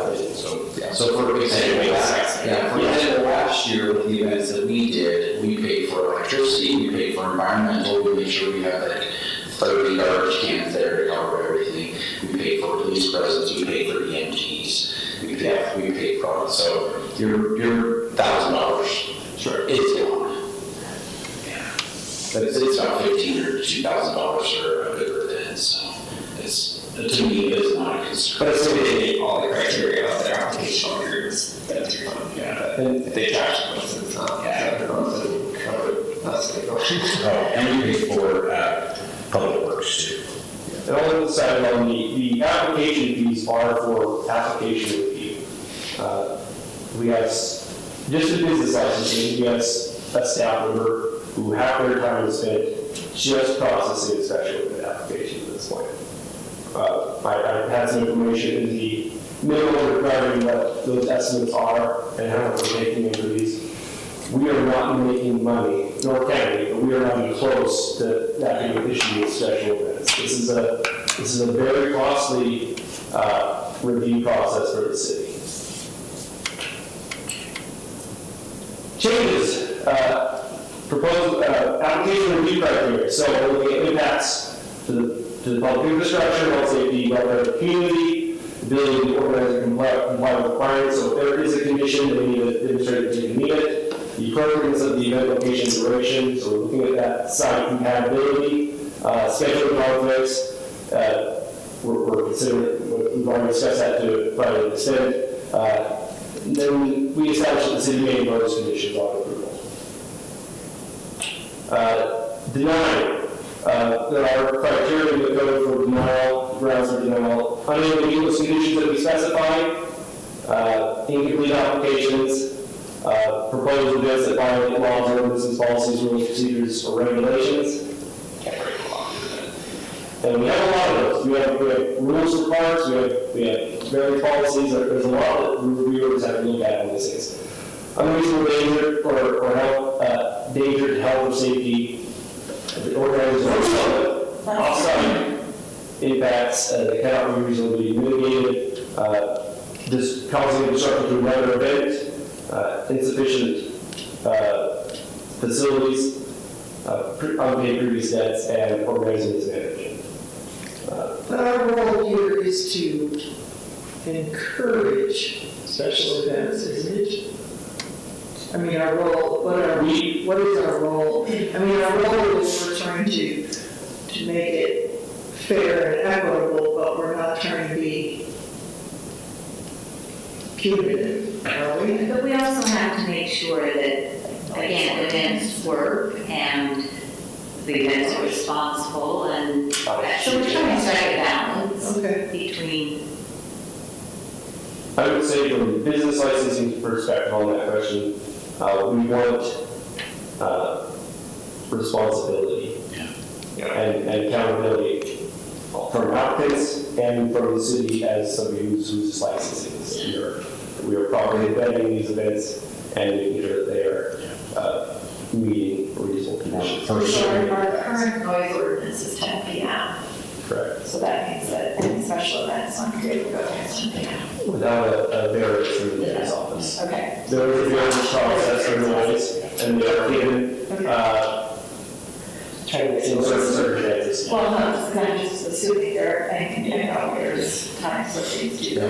There were times when we have been told no, but we were told no, and this is why, and we were able to mitigate that, and then got it. Yeah, so it's like, it has not been an onerous and difficult process. In fact, I would say staff has been super helpful with some big events that we've done, so it's great to work with, yeah. But I'm not always usually yes, so it doesn't happen. As reviewers, I would say we need to feel empowered that we are not just being reactive to what's going on, that we have in our quiver the ability to review and evaluate these things properly and put in reasonable conditions to protect the public. Scheduling, we already know that, so ahead. And there is the amendment, this would be the resolution on the fee schedule.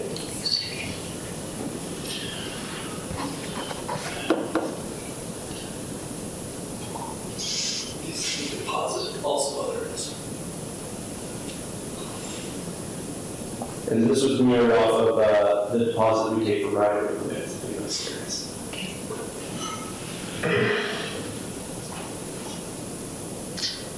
I appreciate you sitting a lot there, and I appreciate you sitting. No, it's really good. That felt like a workshop. It's supposed to be.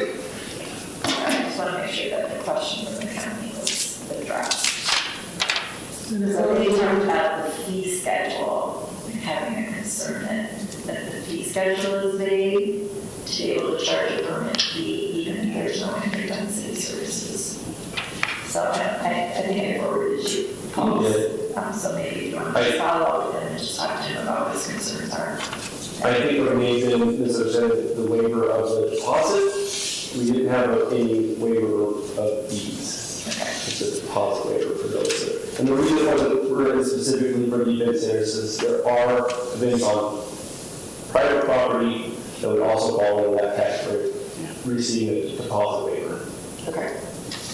Aaron, there was a question from the county attorney's office about the fire inspection. Maybe Chief Thompson would be the right one to answer this, but there's a $75 fee now. They weren't sure what that fee was going towards. fire department isn't always on site, but there's always a review. Right.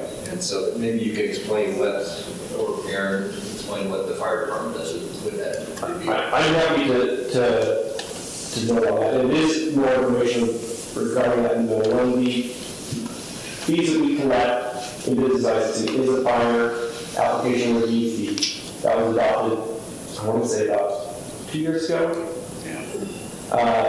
And it applies to most all business licenses, and that is their application review process. It's not necessarily an inspection fee. It is to look through your plan and look at the code and make sure that this is meeting fire code based on your proposed plan. I think it's telling the fire adopted that fee several years ago, because these reviews, even when you're not boots on the ground, are involved and take time to get it right. And sometimes that not just by fire, by police, by public works, by parks, we're all sitting down and doing these reviews. That's one of the reasons for the increased application fee. But yes, there is a fire application review fee.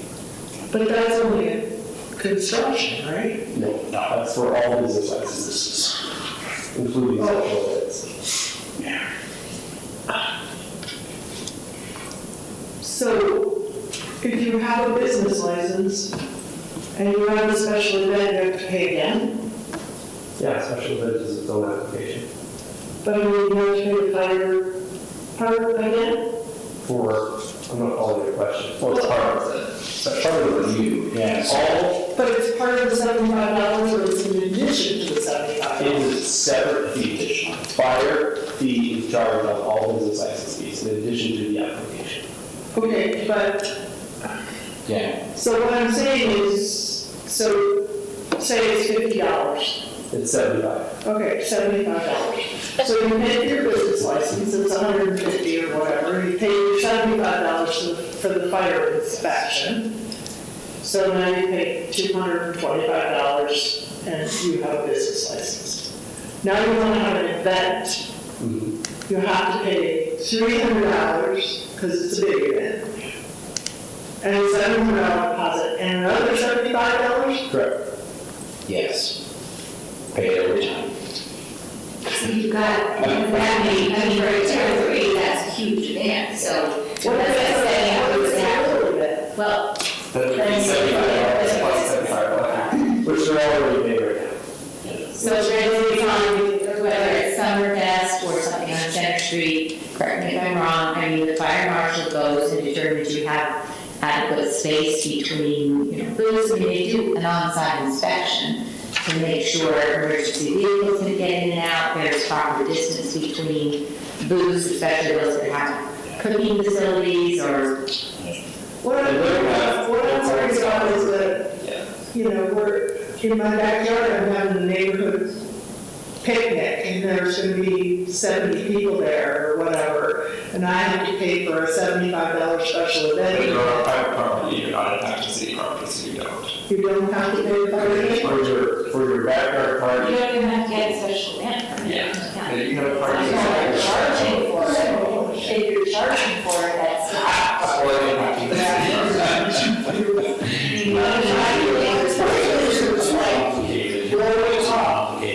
You don't have these in your backyard. For example, when we had our event, the fire marshal came and we did a walkthrough, so he knew where everything was gonna be and where the access for the emergency vehicles were gonna be. And then he came during the event and we visited some more. And then he came the day after the event and we visited some more. So 3 times he came and spent half an hour with me, $75 for the cover. And 75 not covering these inspections. I understand that.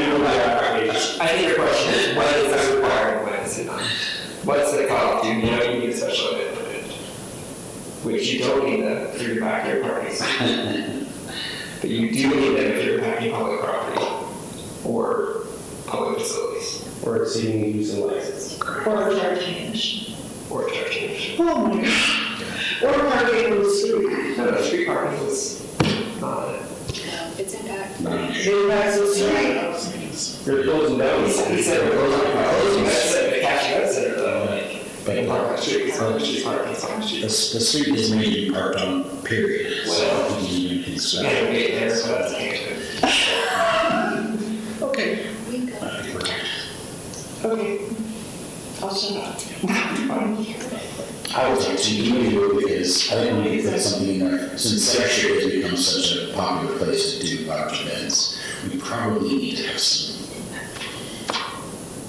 more specific instructions on Center Street, so. The specific instructions I'm hoping can be handled under our city venues portion of this amendment, and then the power staff that set those policies and provide that information. It's very, it's a big impact for the businesses that are essentially shut down, so we try and get approval from everybody before we do it.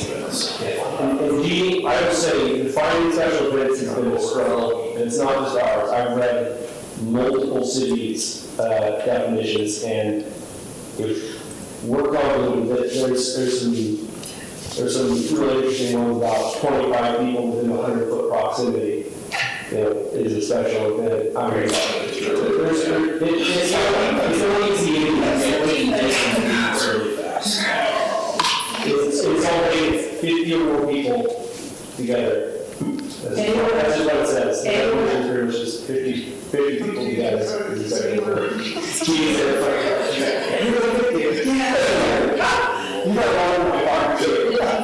I'm sorry, I'm thinking of, I know of a very large party that happens every year, and it's a huge event. There are hundreds of people there, but it's a private residence. And as long as they're not impacting the streets and they don't require police control, But they park on the street. but they're not blocking traffic. And I guess I'd ask this question, is there a threshold, is there something that could happen at a private residence that should trigger a special event license? Again, I don't know if If they're charging into business, and so they need to temporary business license, so. There's some interesting, I mean, fire codes come into play, mass gathering permits come into play.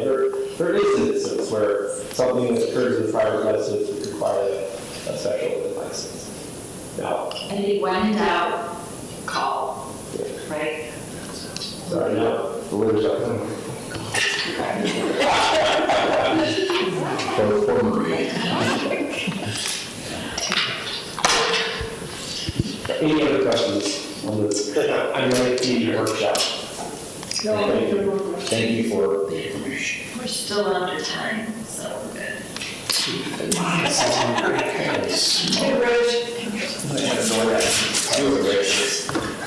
One item to consider a request to appropriate $7,704 for a reimbursement for the repair of an ambulance. maybe we're not hit bigger, but anything with flashing lights, but. Bumpers are expensive. Okay, see it. And I think you have required special licenses for bounce houses or clowns. We have, they are specifically out. Bounce houses or clowns.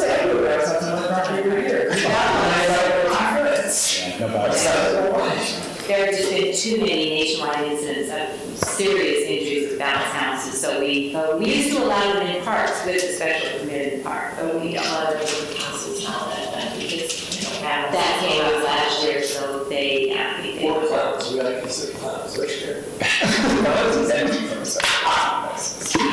you telling us about some of the secret shooters? Considerations? I said we take that into consideration. Yes, just order gallons tomorrow, 7 p.m. Use the West Force. Are there any other considerations? There is the Seaboard Light Festival, which happens on May 3rd.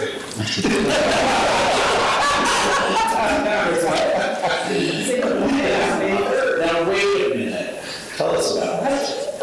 I guess it's just a Saturday rather than in the middle of the week. It turned out that question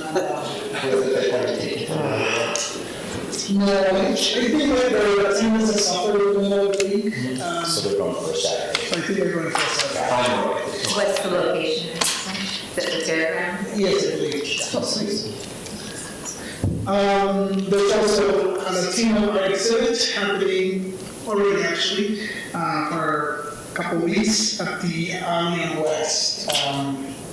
At the what was? It's I don't know what to call that place, but they Kind of the city of real estate, and it's the building just adjacent to the house down on Center Street. The one that also has the little, somebody's at boutique in it. They sometimes do exhibits. Oh, okay. And then, so I think has a couple of photographs in it. Nice. Were selected. Awesome. Very cool. I don't see